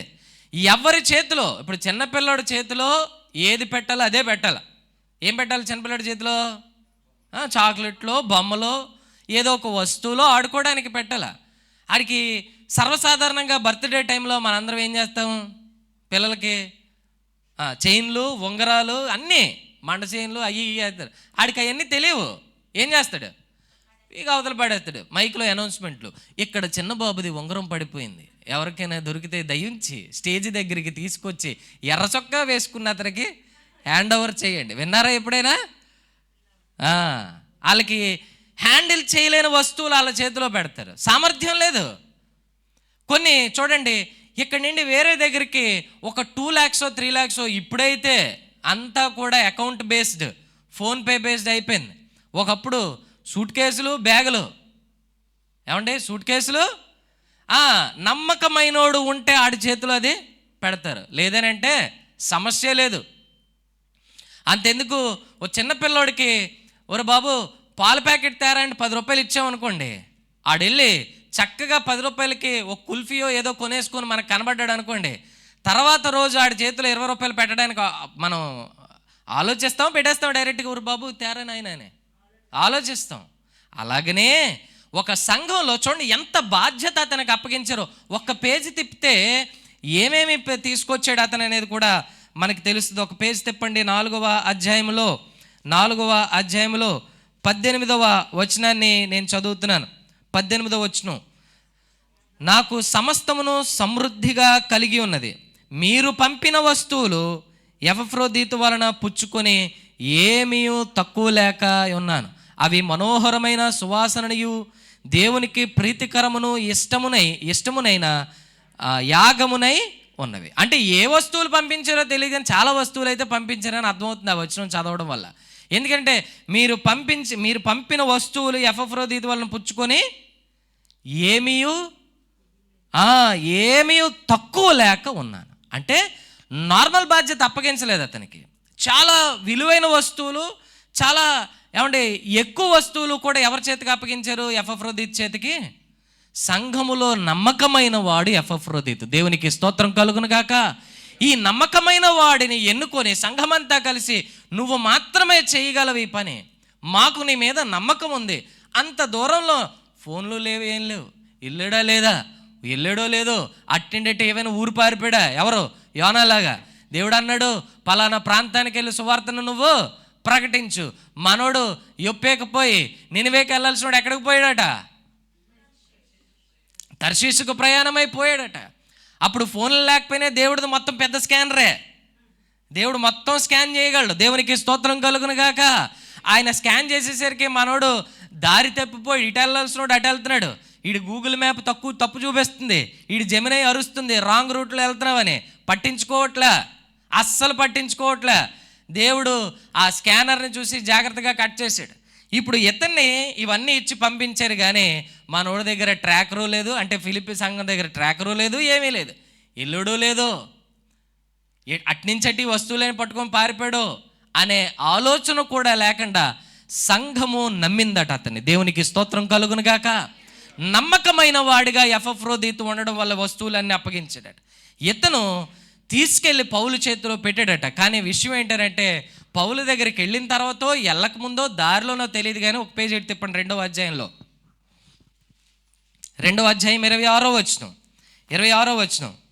అతడు రోగి ఆయనని మీరు వింటిరి గనుక అతడు మిమ్మునందరినీ చూడ మిగుల అపేక్ష గలవాడై విచారపడుచుండెను.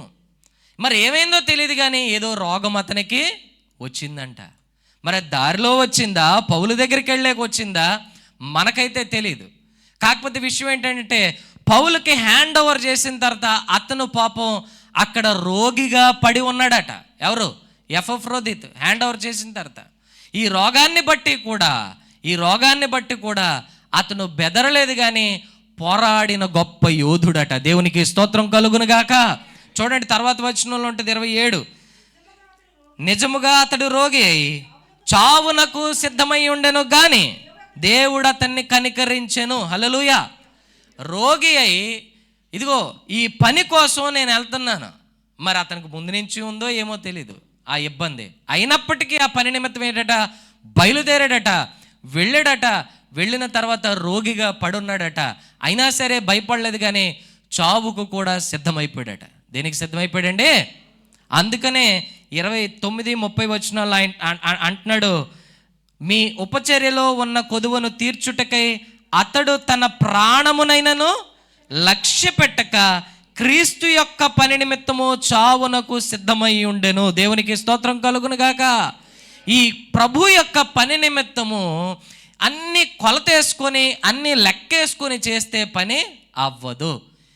ఇతన్ని బట్టి మనం నేర్చుకోవాల్సిన విషయం ఏంటంటే ఏది ఏమైనప్పటికీ ప్రభు నిమిత్తం మనం ఏం చేయాలన్నమాట, కష్టపడే వారమై ఉండాలి. దేవునికి స్తోత్రం కలుగును గాక.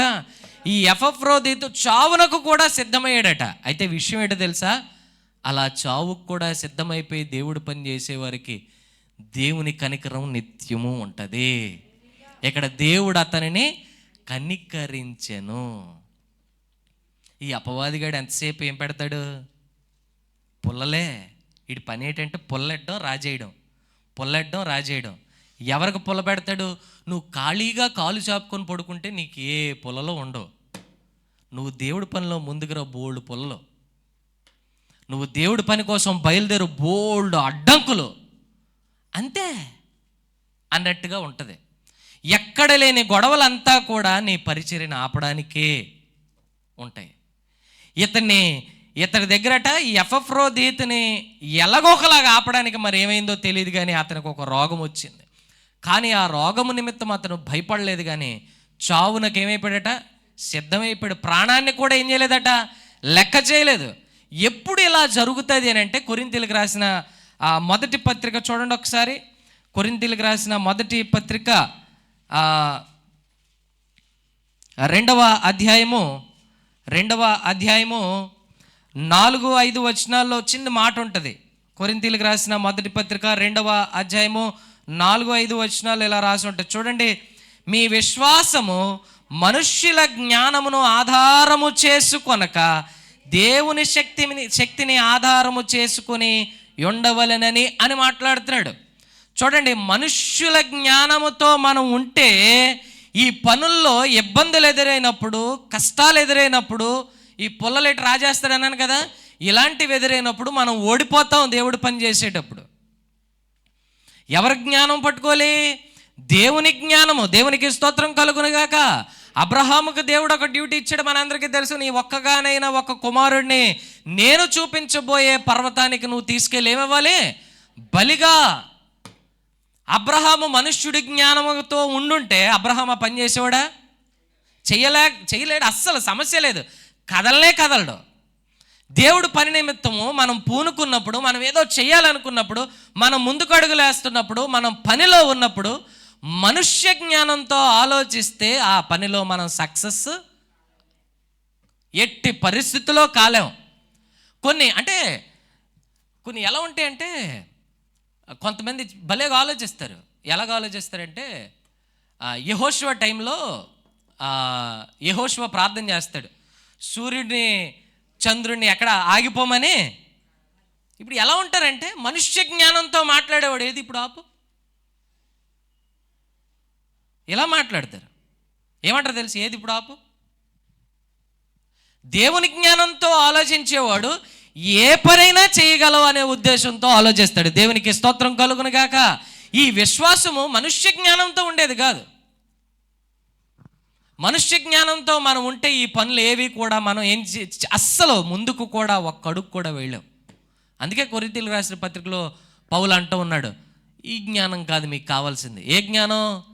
దేవుని జ్ఞానము. దేవునికి స్తోత్రం కలుగును గాక. ఈ ఎపఫ్రోదితు అన్న వాడికి మరి మధ్యలో ఉందో ఎక్కడుందో తెలియదు, కానీ ఇతను మాత్రం నాకు అప్పగించిన సంఘము, నాకు అప్పగించిన పని నేను పూర్తి చేయాలి, పౌలు దగ్గరికి నేను తీసుకెళ్ళి గిఫ్ట్స్ అన్ని హ్యాండ్ ఓవర్ చేయాలి. అమ్మో ఇంకేమైనా ఉందా? మనం రెస్ట్ తీసుకున్నాము అని అంటే గనక లేట్ అయిపోద్ది. పౌలు దగ్గరికి వెళ్ళి రోగంతో పడిపోతే ఆయన ఉత్తరం రాస్తాడు కదా ఎవరికి, సంఘానికి. ఆ ఉత్తరం వెళ్తుంది. సో నా పని మాత్రం నేను నిర్వర్తించాలి అని మనుష్య జ్ఞానంతో కాదు, ఏ జ్ఞానంతో ఆలోచించాడు కనుకనే పౌలు తన కోసం ప్రత్యేకంగా రాస్తూ ఉన్నాడు, నా సహోదరుడు, నా జత పనివాడు, నా తోడి యోధుడు. ఏం పదాలు వాడాడండి, నా తోడి యోధుడు. క్రీస్తు యొక్క పని నిమిత్తము తన ప్రాణమును సైతం లక్ష్య పెట్టని వాడు. దేవునికి స్తోత్రం కలుగునుగాక. మన పూర్వం అలా లక్ష్య పెట్టలేదు కనుకే పరిచర్య అంత గొప్పగా జరిగింది. ఇప్పుడు అన్నిటికీ లెక్కలే గనక పరిచర్య సన్నగిల్లుతుంది. పరిచర్య ఏమైపోతుంది? యోహాను సువార్త దగ్గరికి వచ్చేయండి ఒకసారి. యోహాను సువార్త 17వ అధ్యాయంలో 4వ వచనంలో మనం చదువుకున్నాం కదా. యోహాను సువార్త 17వ అధ్యాయము 4వ వచనంలో అంటున్నాడు, ఆయన చేయుటకు నీవు నాకు ఇచ్చిన పని నేను సంపూర్ణముగా నెరవేర్చి భూమి మీద నిన్ను మహిమపరచితిని అని అంటున్నాడు. చూడండి, ఈ పనులు చేసేటప్పుడు క్రీస్తు యొక్క పని ఏంటంటే సిలువ ఎక్కాలి. రెండవది, క్రీస్తు యొక్క పని ఏంటంటే తనకి అప్పగించిన ఆ యొక్క మనుష్యులు ఎవరైతే ఉన్నారో వారిని రక్షణలోనికి నడిపించాలి. చూడండి పైన అంటారు, చూడండి 2వ వచనం చూడండి ఒకసారి. 2వ వచనం, నీ కుమారుడు నిన్ను మహిమపరచినట్లు నీ కుమారుని మహిమపరచుము, నీవు కుమారునికి ఇచ్చిన వారికి అందరికీ ఆయన నిత్య జీవము అనుగ్రహించున్నట్లు సర్వశరీరుల మీదను ఆయనకు ఈయనకి ఏంటంటే అందరికీ ఏంటంటే నిత్య జీవం అనుగ్రహించాలి. అందరికీ నిత్య జీవం అనుగ్రహించాలి. ఈ పని నిమిత్తము నన్ను నువ్వు ఎన్నుకున్నావు ప్రభువా, నీవు నాకు ఇచ్చిన పని నేనేం చేశాను? సంపూర్ణము చేశాను అని అంటూ కిందకు వచ్చి 12వ వచనంలో మాట్లాడతాడు. చాలా జాగ్రత్తగా చూడాలి ఈ మాటలు, అందరికీ బాగా ఉపయోగపడే మాటలు. 12వ వచనంలో, నేను వారి యొద్ద ఉండగా నీవు నాకు అనుగ్రహించిన వారిని నీ నామమందు కాపాడి తిని నేను వారిని భద్రపరచి తిని. రెండు చాలా ఇంపార్టెంట్ విషయాలు. నంబర్ 1, నీవు నాకు ఇచ్చిన వాళ్ళని నేనేం చేశాను? 1 కాపాడాను, 2వది భద్రపరిచాను. అందరూ నా వైపు చూడండి. చాలా లైక్ ఒక 2-3 ప్రశ్నలలోకి వెళ్ళబోతున్నాం మనం. యేసు ప్రభుకి దేవుడు అప్పగించిన వాళ్ళు ఎలాంటి వాళ్ళు? యేసు ప్రభుకి తన తండ్రి అనే దేవుడు అప్పగించిన వాళ్ళు ఎలాంటి వాళ్ళు అని అడుగుతున్నాను నేను. సరే, యేసు ప్రభుకి దేవుడు అప్పగించిన శిష్యులు ఎంతమంది? 12 మంది. వీళ్ళు ఎలాంటి వాళ్ళు? అదే వాళ్ళు ఏ వృత్తి చేస్తున్నారు అంటలే, చేపలు పట్టుకున్న వాళ్ళే, కరెక్టే కాదంటలేదు. అది కాదు నేను అడుగుతుంది. ఎలాంటి వాళ్ళు అని అంటే కష్టపడేవాళ్ళ, సుఖపడేవాళ్ళ, ఇది కాదు నేను అడిగింది. అంటే దేవుని నిమిత్తము సరిగ్గా ఉండగలిగే వాళ్ళ, సరిగ్గా ఉండలేని వాళ్ళ అని అడుగుతున్నాను. కొన్ని సందర్భాల్లో, కొన్ని కాదు 99% సందర్భాల్లో లేరు. చాలా అంటే 99 అని కూడా అనలేము. అసలు యేసుక్రీస్తు ప్రభువారు ఈ లోకాన్ని విడిచి వెళ్ళే వరకు ఏ సందర్భంలోనే సరిగ్గా లేరు. అలాంటి వారిని దేవుడు ఎవరికి అప్పగించాడట? యేసు ప్రభువుకి అప్పగించాడు. ఇదిగో తీసుకో అని చెప్పి అప్పగించారు 12 మందిని. వీళ్ళెలాంటి వాళ్ళు అంటే వంకరలే, మొత్తం వంకరలు తిరిగిపోయిన వాళ్ళే. ఎలాంటి వాళ్ళు వీళ్ళు? అంతా వంకర బ్యాచే, అంతా వంకరే. వీళ్ళు ఎలాంటి వాళ్ళు అంటే యేసుక్రీస్తు ప్రభువారు 5 రొట్టెలు 2 చేపలు 5,000 మందికి పంచి పెడతానన్నప్పుడు ముందుండి నేను పంచుతాను అన్నారట. అందరికీ పంచారట. యేసుక్రీస్తు ప్రభువారు సిలువ దగ్గరికి వెళ్ళేసరికి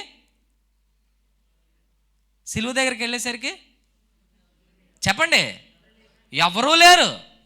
సిలువ వరకు కాదు, యేసు ప్రభువుని పట్టుకోవడం వచ్చేసరికి అందరూ పరారు. ఆ పాట ఏదో ఉంటుంది, పరార్ సాతాను అన్నట్టుగా మొత్తం పారిపోయారు, ఒక్కడు లేడు. అలాంటి వారిని తండ్రి ఎవరి చేతికి అప్పగించాడు? అయితే వారిని సైతం, అలాంటి బ్యాచ్, వంకర బ్యాచ్ని సైతం ప్రభు ఏం చేశాడంటే, ఇక్కడ చూడండి మాట రాయబడి ఉంది, నేను వారి యొద్ద ఉండగా నీవు నాకు అనుగ్రహించిన వారిని నీ నామమందు కాపాడి తిని. దేవునికి స్తోత్రం కలుగును గాక. అలాగే నేను వారిని ఏం చేశానట? భద్రపరిచితిని.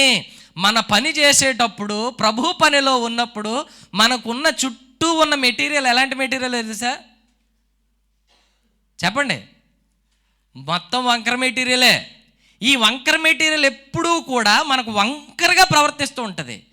ఏదో చేద్దాం అనుకుంటే ఎటువైపో లాక్కెళ్ళిపోద్ది ఈ పని. అయితే ఈ పని మనం సక్రమంగా చేయాలంటే ప్రభు వాడిన ఫార్ములా వాడాలి. ఏంటా ఫార్ములా అంటే, వారిని భద్రపరచాలి, వారిని కాపాడాలి, వారిని ప్రేమించాలి. దేవునికి స్తోత్రం కలుగును గాక. నువ్వు సరిగ్గా చేయట్లేదు, నువ్వు నన్ను చేయనివ్వట్లేదు, అలాగా ఎలాగానే వాళ్ళ మీద విసుక్కోవడం కాదు. చెప్పండి, ఏం చేయాలి? భద్రపరచాలి. రెండవది అంతే. నా రాళ్ళు నాకు ఉన్నాయి అంటే, నా వంకర నాకు ఉంది. నాకు ఇంట్లో అంటే మామూలుగా చెప్తున్నాను సుమి, గ్రాంటెడ్గా తీసుకోకండి, ఏదో అర్థం కావడానికి. నాకు ఇంట్లో 3 వంకరలు అంటే నా భార్య, నా పిల్లలు. నా భార్యకి 3 వంకరలు, తన భర్తనైన నేను, 2 పిల్లలు. నా పిల్లడికి 3 వంకరలు, తల్లి, తండ్రి, అక్క. తన అక్కకి 3 వంకరలు, ఎవరు? అమ్మ, నాన్న, తమ్ముడు. అర్థమవుతుందా మీకు? ఇప్పుడు మీ ఇంట్లో ఎన్ని వంకరలో మీరు చూసుకోండి. ఎవ్వరూ సరైన వాళ్ళం కాదు. ఏం కిరణం? ఎవ్వరూ సరైన వాళ్ళం కాదు. క్రీస్తు తప్ప ఎవ్వరూ పర్ఫెక్ట్ లైఫ్ జీవించలేరు, కష్టం. ఆయన మాత్రమే అంటున్నాడు. అందుకే హాయిగా చేయుటకు నీవు నాకు ఇచ్చిన పని నేనేం చేశాను. అయితే ఈ సంపూర్ణం చేసే ప్రక్రియలో చుట్టూ చూస్తే ఎలాంటి వాళ్ళు? ఆ 12 మంది కూడా తిరగడానికి పనికొస్తారు, తినడానికి పనికొస్తారు, సిలువుకు పనికిరారు. దేనికి పనికిరారు? అలాంటి వాళ్ళందరూ చుట్టూ ఉన్నప్పుడు ప్రభు మాట్లాడుతున్నాడు, నీవు నాకు ఇచ్చిన పని నేనేం చేశాను ఏంటంటే, నువ్వు ఇచ్చిన వాళ్ళని సైతం భరించి కాపాడి నేను వాళ్ళకు కూడా నిత్య జీవం ఇచ్చాను. హల్లెలూయా. పనిలో అంటే మనం పనిని పూనుకున్నప్పుడు ఇందాక ఎపఫ్రోదీతులాగా చక్కగా యోధుడులాగా ఉండాలని అంటే మన చుట్టూ ఉన్న వాళ్ళని భద్రపరుచుకోవాలి. రెండవది ఏంటండి? కాపాడుకోవాలి. ఆ మెటీరియల్ అలాంటిది. మనము ఒకప్పుడు అలాంటి మెటీరియలే, అవునంటారా కాదంటారా? అంటే మనము ఇన్ ద సెన్స్ మనలో చాలామంది ఇప్పుడు కొంచెం బెటర్గా ఉన్నాం, కానీ ఒకప్పుడు ఎలాంటి మెటీరియల్ అంటే పెద్ద మెటీరియలే, మనం మొత్తం వంకర కరిగిన మెటీరియలే. ఇప్పుడు ఏదో కాస్త కోస్తా వంకరలు పోయి ఒక షేప్లోకి వచ్చాం. మరి మనకిచ్చిన వారిని ఓకే ఆ షేప్కి వచ్చేస్తాడు. షేప్ చేసే బాధ్యత ఎవరిది? చెప్పండి, షేప్ చేసే బాధ్యత ఎవరిది? మందే. ఈ పనిలో మనం వెళుతూ ఉండగా దేవుడి పని సక్రమంగా చేయాలంటే మన చుట్టూ ఉన్న వంకరలు ఏం చేసుకోవాలి? జాగ్రత్తగా షేప్ చేసుకుంటూ పని ముగించాలి. హల్లెలూయా. ఎక్కడ తెలుసా? ఈ సంఘంలోనే బోల్డు ఫ్యామిలీ తక్కువ. ఎక్కడంటే సంఘంలో పని చేసేటప్పుడు అందరితో కలిసి పని చేయాల్సిన పరిస్థితులు వస్తాయా రావా? అందరితో కలిసి పని చేయాల్సిన పరిస్థితులు వచ్చినప్పుడు ఈ చుట్టూ వంకరలే. మనమేమన్నాడు అంటే మనము నాడం కాదు. అలాగ ఆలోచించుకొని జాగ్రత్తగా, ప్రభువా నువ్వు వీళ్ళతో పని చేయడానికి వీళ్ళని నాకు ఇచ్చావు కాబట్టి వీళ్ళని నేను కాపాడేస్తాను. రెండోది ఏం చేస్తాను? వీళ్ళని నేను భద్రపరుస్తాను అని జాగ్రత్తగా పూనుకొని ఆ పనిని వాళ్ళతో సహితం జాగ్రత్తగా కలుపుకొని పని చేయాలి. లేదంటే పని అవ్వదు. ప్రభు పని చెడగొట్టడానికి నిత్యము ఒకడు ఉంటాడు. వీడు కాపాడినవాడు, భద్రపరిచినవాడు. అస్తమానం వాళ్ళ వైపు చూసిచ్చి వాళ్ళు సరిగ్గా లేరు, వాళ్ళు సరిగ్గా లేరు అని మనల్ని రెచ్చగొట్టడానికి ప్రయత్నం చేస్తూ ఉంటాడు. కానీ ప్రభు అంటున్నాడు, నువ్వు నాకు ఇచ్చిన వాళ్ళు నేను ఏం చేశాను? ఒకటి భద్రపరిచాను, రెండోది ఏం చేశాను? కాపాడేశాను. చూడండి, ఇంకో మాట, అద్భుతమైన మాట ఉంటుంది. కంటిన్యూ చేయండి, 17వ అధ్యాయంలో అదే మాట కంటిన్యూ చేయండి. కాపాడితిని, నేను వారిని భద్రపరిచింతిని గనుక లేఖనము నెరవేరినట్లు నాశన పుత్రుడు తప్ప వారిలో మరి ఎవడును. చూడండి, ఎవరి కోసం మాట్లాడుతున్న మాట తెలిసేది? ఇస్కరియోతు యోధ. 12 మందిని ఇస్తే అందులో ఒకడు మరీ వంకర, డబ్బుల కోసం ఎవరు నమ్మిస్తాడట? అయితే ఒకటి లేఖన ప్రకారంగా జరగాలి. లేఖన ప్రకారంగా ఒకడు ప్రభువుని అమ్మాలి. అది లేఖనం, పాత నిబంధనలో ఉన్నటువంటి లేఖనం. అయితే ప్రభు అంటున్నాడు, లేఖనం నెరవేరాలి కాబట్టి ఒక్కడిని నేను రక్షించలేకపోయాను. ఒకవేళ లేఖనం లేకపోయి ఉంటే నన్ను అమ్మడానికి చూసినోడిని కూడా నేను రక్షించేద్దును అని అంటున్నాడు. దేవునికి స్తోత్రం కలుగునుగాక. అంటే ఈ అందరికంటే స్పెషల్ వంకర్ ఉన్నోడిని కూడా నేను రక్షించేద్దును నాయన. కాకపోతే ఏంటనమాట, ఆ ఒక్కడి కోసం లేఖనం ఉంది. ఆ లేఖనాన్ని బట్టి ఆడిని నేను కాపాడలేకపోయాను. ఆడి ఇంకా నాశనం అయిపోయాడు. ఆడిని నేను ఏం చేయలేకపోయాను. ఒకవేళ అవకాశం ఉంటే వాడిని కూడా నేనేం చేస్తాను? ఇప్పుడు మనకు అవకాశం ఉంది, మనం పని చేస్తున్నప్పుడు మన చుట్టుపక్కలంతా మెటీరియల్, అంటే మెటీరియల్ చెప్పండి మొత్తం వంకరే. ఈ వంకరని కాపాడగలిగే కెపాసిటీ దేవుడు మనకిస్తాడు. హల్లెలూయా. ఈ వంకరని భరించగలిగే కెపాసిటీ దేవుడు మనకి. అందులో అంటే ఒకప్పుడైతే లేఖనం నెరవేరాలి. ఏది? ఆ ఇస్కరియోతు యోధ కోసం. ఇప్పుడు ఏ లేఖనాలు లేవు. అందరూ అంతటా మారు మనస్సు పొందాలి, అందరూ రక్షించబడాలి, ప్రతి మోకాలు వంగాలి, ప్రతి నాలుక ఒప్పుకోవాలి. ఎవ్వరూ నాశనం అవడం దేవుడికి ఇష్టము లేదు. కనుక అందరినీ కూడా షేప్ చేసే బాధ్యత దేవుడు ఎవరికి ఇచ్చాడు? మనకి. మన పనిలో మనం ముందుకెళ్ళేటప్పుడు ప్రభు పనిలో ఇదిగో దేవునిలాగా, అంటే యేసుక్రీస్తు ప్రభులాగా, ప్రభువా చేయుటకు నీవు నాకు అప్పగించిన పనిని నేను సంపూర్ణము చేశాను అని అనాలంటే మన జర్నీలో మన చుట్టూ ఉన్న వాళ్ళని కాపాడాలి, రెండోది భరించాలి. అవకాశం ఉన్నంత వరకు చెప్తానే ఉండాలి, అవకాశం ఉన్నంత వరకు కాపాడుకుంటూనే ఉండాలి. అపోస్తలుడైన పౌలు కొరింథీ సంఘానికి రాస్తూ మళ్ళీ 2వ అధ్యాయంలో, కొరింథీయులకు రాసిన మొదటి పత్రిక 2వ అధ్యాయంలో 10వ వచనం నేను చదువుతున్నాను, జాగ్రత్తగా చూడండి. 10వ వచనం నేను చదువుతున్నాను. 2వ అధ్యాయము, కొరింథీయులకు రాసిన మొదటి పత్రిక 10వ అధ్యాయము.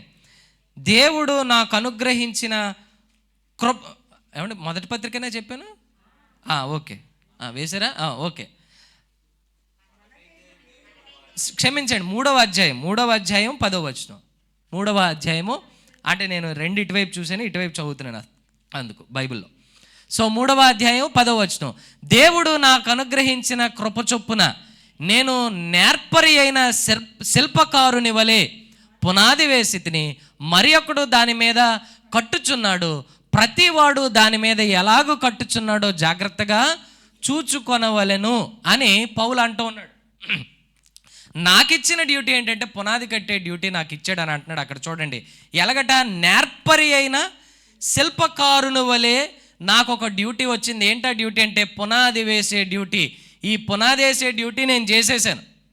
మరొకటి ఏంటంటే ఇంకొకళ్ళు దాని మీద, ఆ ఇంకొకళ్ళు ఎవరు చెప్పండి? ఆ ఇంకొకళ్ళు ఎవరు? మనమే. అర్థమవుతుందా?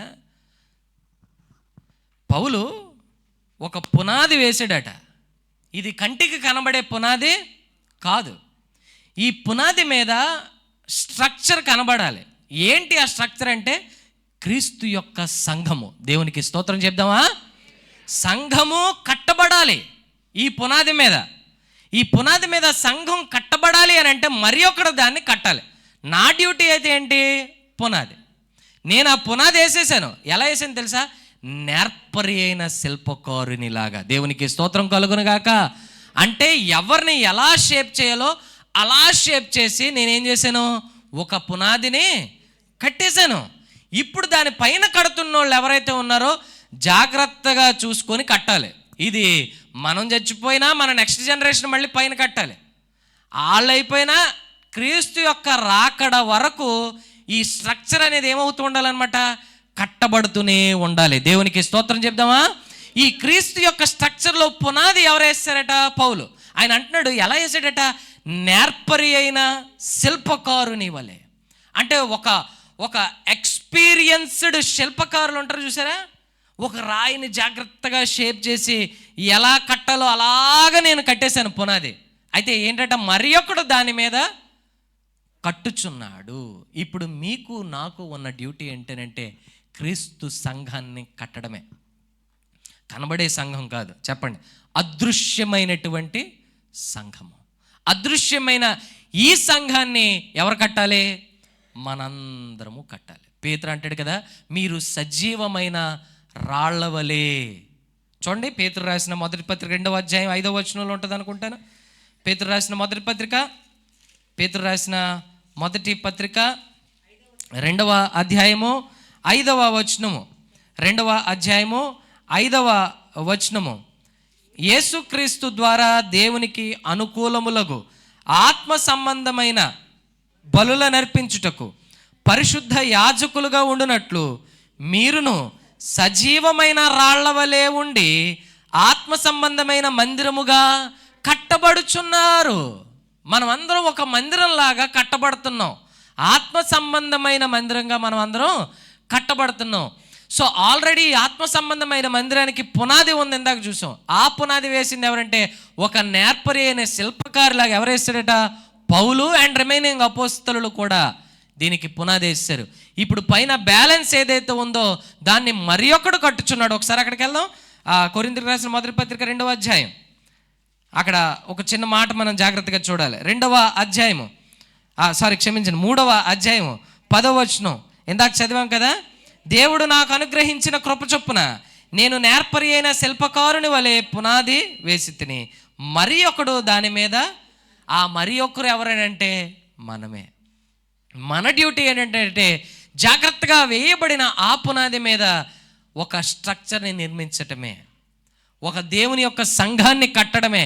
ఈ దేవుని సంఘం కట్టేటప్పుడు చుట్టూ ఉన్న మెటీరియల్, వేస్ట్ మెటీరియల్ అయినా సరే దాన్ని జాగ్రత్తగా భద్రపరిచి కాపాడి ఈ మందిరంలో అమర్చడమే మన డ్యూటీ. దేవునికి స్తోత్రం కలుగునుగాక.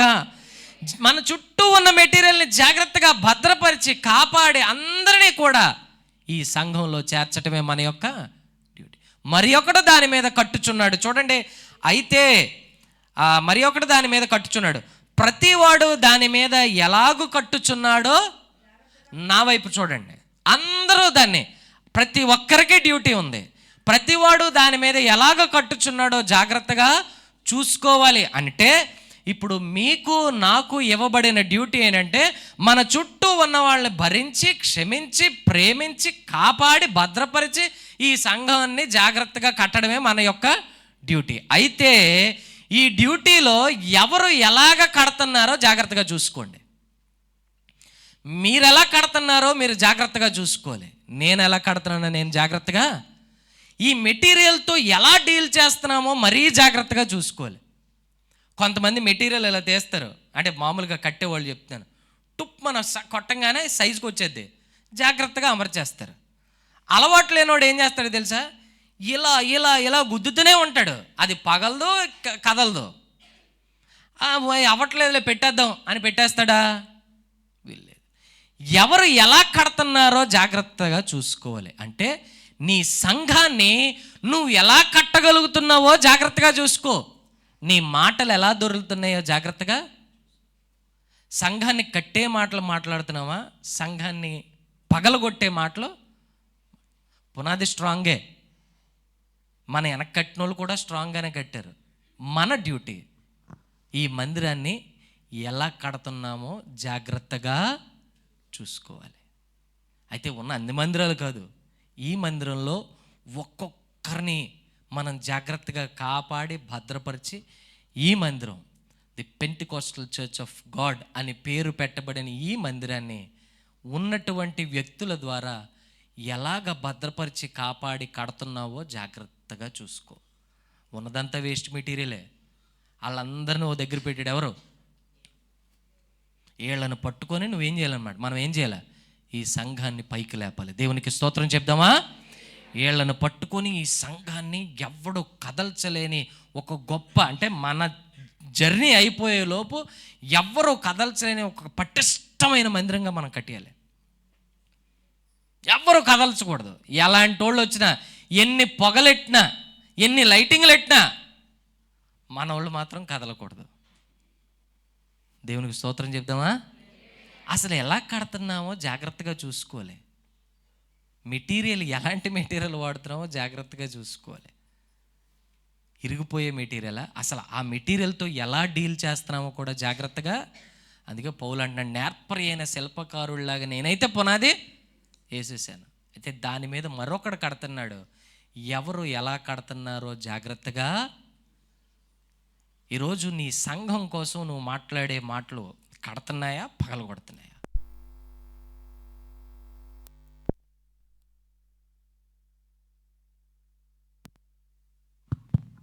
ప్రభు అంటున్నాడు కదా, చేయుటకు నీవు నాకు అప్పగించిన పనిని ఏం చేశారట?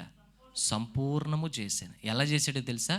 అన్నీ భరించి, తన డ్యూటీ ఎరిగి, కొడుతున్నా తిడుతున్నా, వీళ్ళు సహకరించినా సహకరించకపోయినా వాళ్ళని భరించి కాపాడి తన యొక్క పనిని నెరవేరుస్తూ తండ్రితో సంతోషముగా మాట్లాడుతున్నాడు. ఆ శిలువ మీద కూడా ఏమంటున్నాడు ఆయన? సమాప్తమైనది. ఏమన్నాడు ఆయన? ఈరోజు నా డ్యూటీ పునాది రెడీగా ఉంది, దాని మీద కట్టడం మనం జాగ్రత్తగా కట్టాలి. అయితే ఎలా కడుతున్నామో మాత్రం జాగ్రత్తగా. ఈ ఉదయకాల సమయం ఎలా కడుతున్నావు? ఎలా కడుతున్నావు? విసుక్కొని కడుతున్నావా? చిరాకుపడి కడుతున్నావా? ప్రేమతో కడుతున్నావా? వాక్యంతో కడుతున్నావా? పలకరించి కడుతున్నావా? ఆదరించి కడుతున్నావా? అసలు కడుతున్నావా? ఆలోచించండి. చేయుటకు మన దగ్గర బోల్డ్ పని ఉంది. ఆ పనిని మనం నెరవేర్చగలుగుతున్నామా? సంపూర్ణం చేయగలుగుతున్నామా లేదా? పౌలు నేర్పరి అయిన శిల్పకారుడిలాగా కట్టాడట. ఈరోజు మన డ్యూటీ కూడా అదే. నేర్పరి అయిన ఒక పనివాడిలాగా, ఒక ఎఫ్రోదీతులాగా మన పనిని మనం ఏం చేయాలి? సక్రమంగా నెరవేర్చాలి. లేచి నిలబడదాం. ఈరోజు ఆలోచించవలసిన విషయం, ఎవడు ఎలాగ కడుతున్నాడో జాగ్రత్తగా చూసుకోవాలి. దాని మీద ఎవరు ఎలా కడుతున్నారో జాగ్రత్తగా చూసుకోవాలి. ప్రార్థన చేద్దాం.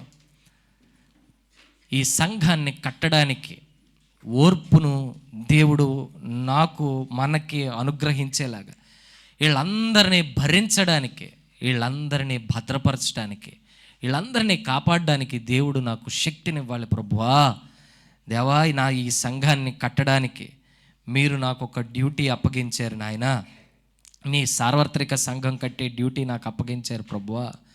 ఈ డ్యూటీని నేను సక్రమంగా నిర్వర్తించడానికి నాకు కావాల్సిన ఓపిక నాకు దయచేయండి ప్రభువా అని ప్రార్థన చేద్దాం. ఉదయకాల సమయం నువ్వు ఎలా కడుతున్నావు ఒకసారి ఆలోచించి ప్రభువుకి ఈరోజు నీవు ఎలా కడుతున్నావో చెప్పగలుగు.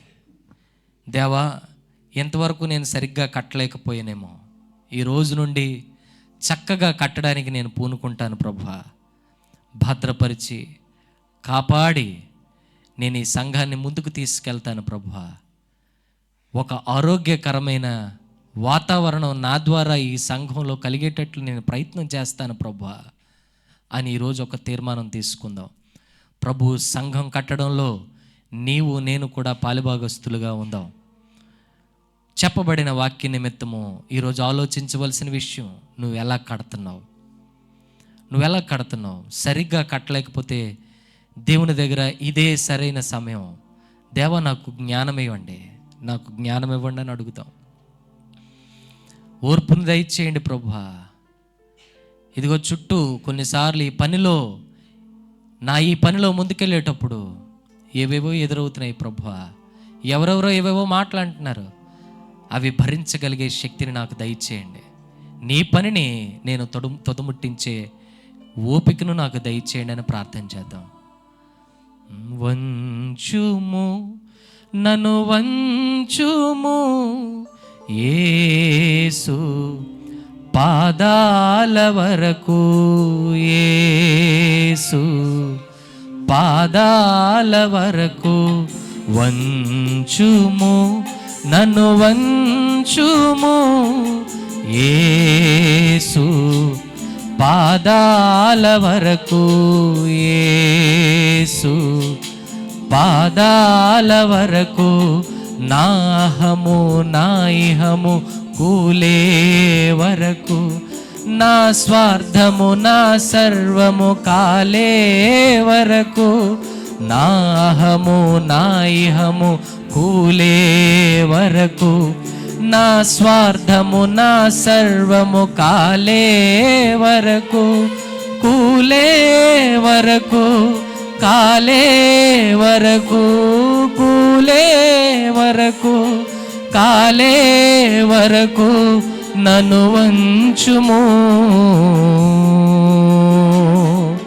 వంచుము నన్ను వంచుము యేసు పాదాల వరకు, యేసు పాదాల, అందరం పాడదాం. వంచుము నన్ను వంచుము యేసు పాదాల వరకు, యేసు పాదాల వరకు. ఇంత గొప్ప పని దేవుడు మనకిచ్చాడు. ఈ పనిలో ముందుకెళ్ళాలంటే మనం నిత్యము వంగి ఉండాలి. ఏ పని చేయడానికైనా నీ అధికారం ఉపయోగించవచ్చేమో కానీ ప్రభు పనిలో మాత్రం, ప్రభు మందిరం కట్టాలంటే వంగి ఉండాలి, భరించాలి, క్షమించాలి, భద్రపరచాలి, ప్రేమించాలి. ప్రభువుకి అనుగ్రహింపబడి ఉన్న వారిని ఆయన భద్రపరిచి కట్టాడట. పౌలు చుట్టూ ఉన్న పరిస్థితులను బట్టి ఆయన నేర్పరి అయిన శిల్పకారుని వలె ఒక పునాది వేసాడట. అయితే ఈరోజు నీవెలా కడుతూ ఉన్నావు జాగ్రత్తగా చూసుకో. పరిశుద్ధుడైన తండ్రి, జీవం కలిగిన మా ప్రభువా, మీకు వందనాలు. ఈ ఉదయకాల సమయం మీ సంఘాన్ని కట్టే పని మాకు అప్పగించినందుకు వందనాలు. అయితే ఈ పని నా జ్ఞానమును బట్టి అయితే నేను చేయలేను ప్రభువా. మీ జ్ఞానాన్ని మాకు దయచేయండి, మీ ఓర్పును మాకు దయచేయండి, మీ సాత్వికమును మాకు దయచేయండి. ఇదిగో నా చుట్టూ మీరు నాకు అప్పగించిన వారిని ఎలా భద్రపరచాలి, ఎలా కాపాడాలి, ఎలా వారిని చెక్కాలో నాకు నేర్పించండి ప్రభువా. వారిని చెక్కి నన్ను నేను చెక్కుకుంటూ, ఇదిగో నీవు నాకిచ్చిన, నీవు నన్ను ఉంచిన ఈ మందిరాన్ని నేను కట్టుటకు నాకు శక్తిని దయచేయమని. ఇదిగో ప్రభువా, నా యాత్ర ముగించేలోపు నా వంతు పాత్ర ఈ మందిరంలో నేను చేసి ఒక పటిష్టమైన మందిరాన్ని నిర్మించి నేను వెళ్ళడానికి నాకు సహాయము దయచేసి ఓపికను దయచేయమని యేసు నామములో కొద్ది వినపలు అడుగుచున్నాము తండ్రి. Amen, amen. దయచేసి అందరూ కూర్చుందామండి.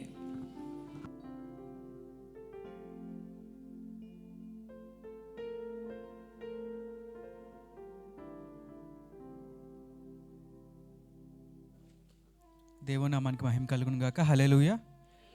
మంచి వాక్యాన్ని అందించిన దైవ సేవకులు బ్రదర్ జాన్ గారికి వందనాలు తెలియజేస్తున్నానండి. మరి ఒకసారి అనౌన్స్మెంట్స్ని జ్ఞాపకం చేసుకోవాల్సిందిగా కోరుచున్నాం. ఈ వారం మిడ్ వీక్ సర్వీస్ క్యాన్సిల్ చేయబడిందండి. మంగళవారం చాలపవానిపాలెం చర్చ్ యానివర్సరీ ఉందండి. అందరూ దీనిలో పార్టిసిపేట్ చేయవలసిందిగా కోరుచున్నాం. సాయంత్రం 7 గంటలకి చాలపవానిపాలెం చర్చ్లో యానివర్సరీ ఫంక్షన్ ఉందండి. తర్వాత డిన్నర్ కూడా అరేంజ్ చేయబడింది.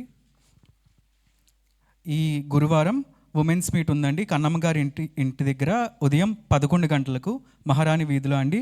స్త్రీలందరూ జ్ఞాపకం చేసుకోవాల్సిందిగా కోరుచున్నాం. అలాగే శుక్రవారం ఉదయం 10:30 గంటలకు ఉమెన్స్ మీట్ ఉందండి మన చర్చ్లో. శనివారం సెకండ్ సాటర్డే మెన్స్ ఫెలోషిప్ సాయంత్రం 7 గంటలకు ఉంటుందండి. పురుషులందరూ దీనిలో పార్టిసిపేట్ చేయాల్సింది కోరుచున్నాం. విక్టరీ టెంపుల్ చర్చ్ 104 ఏరియా మరిపాలెంలో జరిగించబడుతుందండి. ఆదివారం మొదటి ఆరాధన ఉదయం 7 గంటలకు, రెండవ ఆరాధన ఉదయం 10 గంటలకు ఉంటుందండి. మనం లేచి నిల్చున్నట్లయితే మనం కానుకలు సిద్ధం చేసుకుందామండి.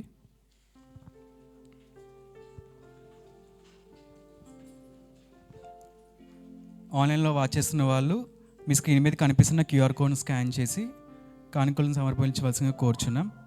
మనం మన రైట్ హ్యాండ్తో మన కానుకలను పైకి పట్టుకున్నట్లయితే ప్రార్థన చేసుకుందామండి. మహాపరిశుద్ధుడ యేసయ్యా, మీ ఘనమైన నామానికి తండ్రి లెక్కలైన వందనాలు చెల్లిస్తున్నాం తండ్రి నాయన. అవును తండ్రి, మేము తండ్రి నాయన మీ సన్నిధిని తండ్రి నాయన కన్స్ట్రక్ట్ చేయడానికి తండ్రి నాయన సహాయం చేయవలసింది కోరుచున్నాం యేసయ్య. తండ్రి నాయన ఎదుగో తండ్రి బిడ్డలు తండ్రి నాయన దానికోసమే తీసుకొని వచ్చిన తండ్రి నాయన కానుకల గురించి ప్రార్థన చేస్తున్నాం తండ్రి యేసయ్య. మీకే వందనాలు చెల్లిస్తున్నాం తండ్రి నాయన. తండ్రి నాయన ఇస్తున్న ప్రతి ఒక్క కానుకను తండ్రి నాయన దీవించండి తండ్రి, ఆశీర్వదించండి యేసయ్య. వారి కుటుంబాల్లో తండ్రి ఎటువంటి అవసరతలు ఉన్నా తండ్రి నాయన మీకు తెలిసి ఉన్నావు తండ్రి, వాటి అన్నిటిని తండ్రి నాయన మీరు తండ్రి తీరుస్తారని నమ్ముచున్నాం యేసయ్య. ప్రతి విషయంలో తండ్రి మీరే తోడుకొని సహాయం చేసి నడిపిస్తారని నమ్మచ్చు. నీకే మహిమ అంత ప్రభావం పొందినట్లు యేసయ్య నామములో అడిగినాం వేడుకొంచున్నాం తండ్రి. నా హృదయము ఈ ఉదయము కరిగే వరకు, నా చిత్తము నీలో కలిసే వరకు, నా హృదయము ఈ ఉదయము కరిగే వరకు, నా చిత్తము నీలో కలిసే వరకు, కరిగే వరకు, కలిసే వరకు, కరిగే వరకు, కలిసే వరకు నన్ను వంచుమో,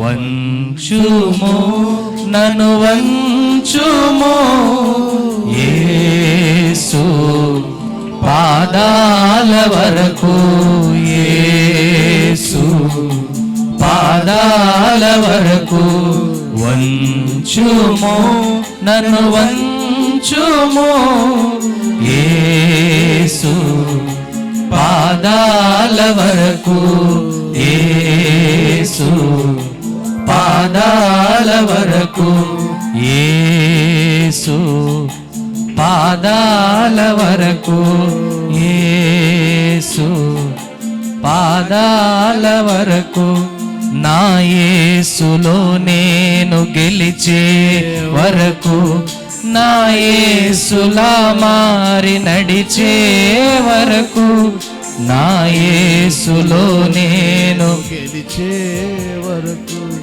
నా యేసులా మారి నడిచే వరకు, గెలిచే వరకు, నడిచే వరకు, గెలిచే వరకు, నడిచే వరకు నన్ను వంచుమో.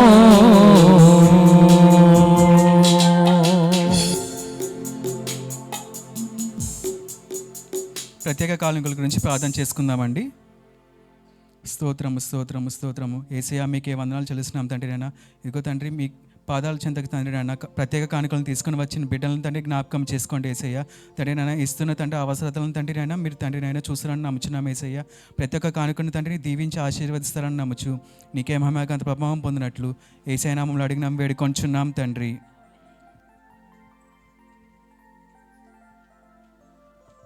ఈ సమయాన్ని పాస్టర్ గారికి అప్పగిస్తున్నామండి. ప్రార్థన ఆశీర్వాదాలతో ముగించుకుందాం. Thank you for that wonderful word. May God bless you. We have new born baby in our midst. దయచేసి అందరూ కూర్చుందామండి. Please come forward. Lazarus here and his wife will come forward. అందరు గట్టిగా చప్పట్లు కొడదాం.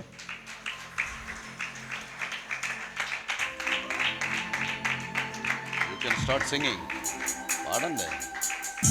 వంచుమో, నన్ను వంచుమో యేసు పాదాల వరకు, యేసు పాదాల వరకు.